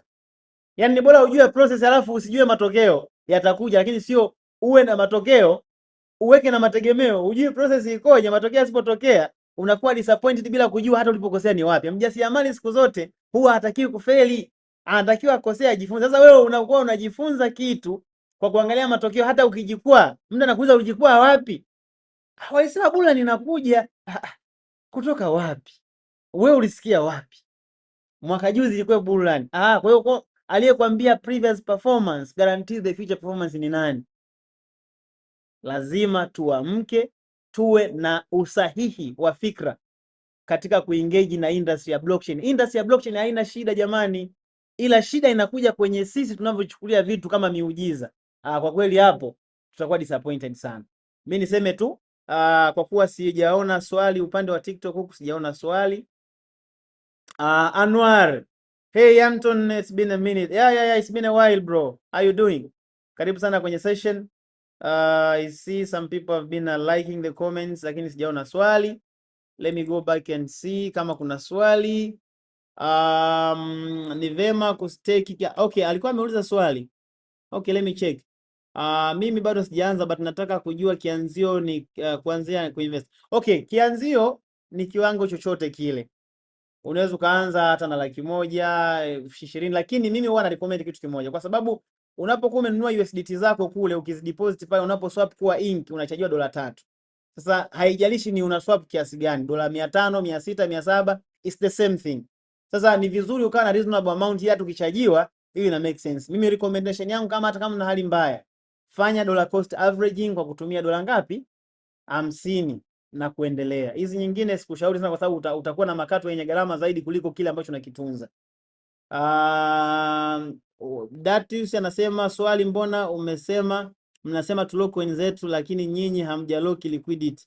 Je, mkitoa liquidity hizo coin mtaziuza wapi? Sasa haya ni mambo ambayo yanakujaga kwa mtu ambaye bado hajaelewa. Mimi nitakuuliza swali. Wewe unaambiwa kwamba ulock coin liquidity haijalokiwa. Kwani umeambiwa kulock liquidity ndo security ya biashara? Kuna meme coin ngapi ambazo zimelokiwa liquidity na zika crash? Mantra hakulock liquidity, lakini zime crash. Au unauzaje coin zako? FTX hakulock liquidity, mbona mmeshindwa kuuza na zika crash? Lakini kwani Uniswap lock liquidity? Hapana, hawakulock liquidity na project mpaka leo bado ipo. Bitcoin wakati naanza lock liquidity? Hapana, mpaka leo bado ipo. Kwa hiyo locking a liquidity hiyo ni mindset tu, lakini at the end of the day you have to look on the logic of the business. Liquidity inaweza kalokiwa na mkaibiwa vile vile, and I have evidence to that. Kwa hiyo locking the liquidity does not tunasema liquidity locking hiyo ni mindset tu, unaona. Lakini kama unahisi liquidity ya Inkryptus kutokuwa locked inakupa wasiwasi, don't invest, take your time. Inkryptus is there, is gonna be there. Lakini kama naamini katika kulock liquidity kwamba ndio biashara ni nzuri, mbona coins hizo lock liquidity ziko nzuri, ziko nyingi, go and buy them. Lakini ukweli ni kwamba kuna projects zimelock liquidity na zimekufa vile vile, nyingi tu. Mantra sijui meme coin, ndio kila meme coin inakuwa imelock liquidity, lakini baada ya siku 2 iko zero kule na imekufa. FTX was the same thing. So I don't think kama hiyo ni kitu ambacho kinaweza kikaleta utofauti wote. Sasa ukifikiria kusema nyie mkitoa, kwa nini nitolewe? Mimi wanaongea kila siku, you have your business, the business generating a good revenue, business najiendesha, wewe una benefit, investors wanaendesha. Sasa uchukue liquidity tupeleke wapi? Yani uanze kuishi on the run simply because tu umewaza kuondoka na coins za watu. Why? Inkryptus is having 6 years. Kama wangetaka kuondoka na liquidity ya watu wangeondoka nayo kitambo sana, lakini that is not the aim, na that is not the factor itakayo kujustify kwamba hii project ni nzuri. Ni vyema kustake kiasi kikubwa kwa mara moja au kustake kidogo kidogo kila mara unapopata, vyote ni sawa. Kama una uwezo wa kufanya lump sum, it's okay. Lakini mimi na vijana wangu ambao nimeshawafundisha, ambao walikuwa na kipato kidogo, wamekuwa wakifanya kitu kinaitwa dollar cost averaging, na nimeshakifundisha. Hata niliweka mfano wa mtu ambaye alifanya dollar cost averaging ya dola 100 kwa muda wa miezi 21, akawa amefikisha mtaji wa zaidi ya dola 7,000 I think. Tena nilifanya kadirio la chini. Kwa hiyo ni wewe position yako. Ukitaka kidogo kidogo, ukitaka kikubwa, ni wewe uwezo wako, usijistretch sana. Je, ambao tupo meeting itakuwa live YouTube, itakuwa live TikTok. Link kwa ajili ya kujisajili meeting unaipata wapi? Chukua namba ya Charity au Teresia, andika namba yako ya WhatsApp hapo, watu watakutafuta baada ya hapa kama wanahitaji hizo link ya kuregister. Including bwana Worldwide hapa ametaka link ya kujisajili kwenye meeting. Kwa Ted, naomba utype namba yako ya WhatsApp hapa. Je, environment factors zinaweza kuaffect business, mfano COVID, eruption? Tumejipanga vipi na hii surprise disasters? Basically we don't have a threat kwenye hizi black swans ambazo zina affect mazingira. Na hata ukiangalia last time kulivyokuwa na COVID, in fact soko la crypto ndio lilipata engagement kubwa zaidi. Kwa hiyo sijaona position ambayo iko very close kwa effects za kimazingira kwenda ku affect performance ya Inkryptus wallet na Ink token. Kwa hiyo kitu sidhani kama kinaweza kikatokea. Kwa hiyo 100,000 kila siku faida unapata shilingi ngapi? Jamani, si nimetoka kuelezea kule nani jamani, bwana nani unaitwa nani sijui. Nimetoka kuelezea kuhusu ile simulator calculator. Nenda kaingize pale utaona. Lakini sio 100,000, sema nikinunua coin za 100,000 nitapata coin ngapi kwa siku? Kwa sababu ukisema upige hesabu ya shilingi utakuwa confused my friend. Kwa sababu bei ya coin inabadilika. Leo unaweza ukauza coin kwa 1.6, kesho iko 1.4. Kwa hiyo I don't recommend people kufanya estimation by cash moja kwa moja, kwa sababu unacho invest pale ni asset, na unacholipwa pale ni asset. Ila siku unayokuwa una withdraw ndo utajua kwamba okay, na coin kadhaa, bei ya ku exchange leo ni kiasi fulani, maana yake hapa nina kiasi fulani ninachokitoa. Kwa hiyo do not do estimation kwa kutumia shilingi. Bwana Worldwide, namba ya TED hiyo hapo. Au namba ya Kidiku hiyo hapo, unaweza kuchukua namba hizo hapo, alafu ukawatumia request na ukaweza okay. Huyu hapa amesema, anasema top 10 holders wana hold 99. Ushahidi huo hapo. Je, ni sahihi kwa mwekezaji wa muda mrefu? Let me answer you this question. First of all, you have to know. Kwanza kabisa lazima ujue, umeshaenda kuangalia contract address ya Inkryptus ina coin ngapi? Contract address ya Inkryptus ina coin milioni 200. Hapo kuna coin ngapi? Na kitu kingine ambacho natakiwa ukijue, je, Inkryptus watu walio wengi ni holders au ni stakers? Maana hili swali nimeshaulizwa na watu wengi sana. Inkryptus 99% ni stakers. Hawa hold, wana stake. Hizi unazoziona zile coin ambazo ziko kwenye balance ambayo mtu anaweza kaswap. Na the biggest amount hapo ni hela ya kampuni, ile 10 million tokens ambazo zilienda kwenye budget ya kampuni kwa ajili ya kucover operation cost. Na hizo coin unazoziona hapo, kila zikitolewa zinaonekana kwamba zimetoka kiasi fulani. Natoka tumeanza hii biashara, zimetoka coin ngapi? Coin kama 50,000 I think, ambazo zimetumika. No, kama 300,000 I think, ambazo zimetumika kulipa operation cost pamoja na kulipa ma-IDO. Kwa hiyo unaposema kwamba top 10 holders, maana hao wamehold, lakini 99% ya watu wanaotumia Inkryptus ni stakers, wamelock coin zao. Kwa hiyo unaposema je, ni sahihi kwa mwekezaji kuwa mwekezaji wa muda mrefu? Usahihi wa kuwa mwekezaji wa muda mrefu inategemea na wewe ulivyoielewa biashara. Umeona? Na ndio maana recommendation yangu mimi itabaki vile vile.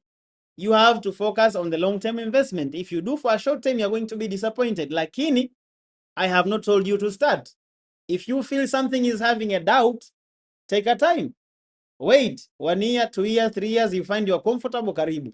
Lakini all I know, this business is here na itaendelea kuwepo. Kwa hiyo hao ni holders. Lakini most of the users and Inkryptus wallet wanaonunua Ink token ni stakers. So that's the simple answer I can give. Any other questions? Na hiyo hapo kumbuka ni information ambazo Inkryptus wameruhusu kuzidisplay. Kwa wangetaka kudanganya waweke macoin yamekuwa display kwenye wallet tofauti tofauti, wangeweza kufanya hivyo, lakini there is no need to lie, kwa sababu the bigger percent of holding ya coin ambazo ziko kwenye circulation ziko kwenye kampuni ya Inkryptus ambazo zinatumika kwa ajili ya operation cost. Malipo ya wafanyakazi, malipo ya commission yanatoka kwenye hizo coin. Kwa hiyo that is what you see there. Okay?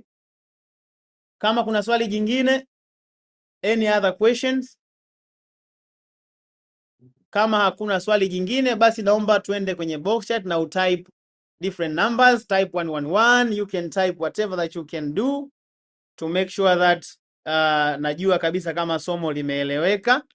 Just go and type anything. I can see James said good class, thank you very much. 555 222, I can see you guys are typing. Kama umeelewa, just go and type and explain, okay? Blessed with this class, you're welcome Mr. Gideon. 777, usiku mwema, asante na kwako pia. Thank you, God bless you, asante sana, very interested, karibu sana Mr. Amir. I can see Restina typed 444. Sawa sawa, basi mimi niseme na washukuru sana kwa kunisikiliza. Unfortunately watu waliokuwa TikTok, internet hapa ilikuwa imeyumba ikatoka, lakini the good thing, the majority of the part of the class imeeleweka. Mimi niseme na washukuru sana kwa muda wenu. Niendelee kuwasisitiza zaidi na zaidi tuhudhurie darasa. Ukihudhuria darasa, unajua kuna kitu kimoja ambacho mimi huwa nakifikiria sikipendi, kwamba ikitokea labda Festo amekuinvite kwenye biashara, hauendi kwenye biashara kwa sababu umeelewa biashara, unaanza kumtengenezea mazingira Festo awe responsible kwa maamuzi yako. That is not correct guys. Festo ameona tu hii biashara ni nzuri, ameshare na wewe. Sasa wewe ni nafasi yako na wewe kufanyaje? Kuiangalia uone kama nini ni nzuri, ufanye maamuzi yenye taarifa. Kwa hiyo ni vizuri ukatengeneza utaratibu wa kuja kujifunza darasani ili uweze kuelewa, ili mwisho wa siku uweze kufanya maamuzi sahihi. Na ndio maana sisi hatukufundishi kuanza biashara, tunakufundisha kuelewa biashara. Ukiona ni nzuri karibu, ukiona haikufai nayo ni sawa, kwa sababu at the end of the day coin ziko nyingi, kama tu ambavyo usipoipenda CRDB utatumia NMB. Ila mimi ninachokiamini, Inkryptus is going to be one of the finest projects in the world and I'm going to be leading this team mpaka watu waje kushangaa kabisa. Na the good thing, this business has foundations in Africa. And this 2026 I'm very sure mtaenda kuona maajabu zaidi na zaidi kuhusu Inkryptus. Just make sure unakuwa tuned kwenye hii wallet, kwenye social networks zetu, unaangalia na kuweza kuona ni namna gani tunazidi kukua. Ila jifunze uone process za ukuaji zimeletaje matokeo. Usiangalie matokeo peke yake. Sawa sawa. Elisha anasema very interested. Asante sana kwa darasa. Tunashukuru kwa darasa zuri. Sahihi kiongozi, taarifa sahihi ndio huleta maamuzi sahihi. Basi naomba nirudishe mic kwa Teresia aweze kutufungia session, na mimi naomba niwatakie usiku mwema na Mwenyezi Mungu awabariki.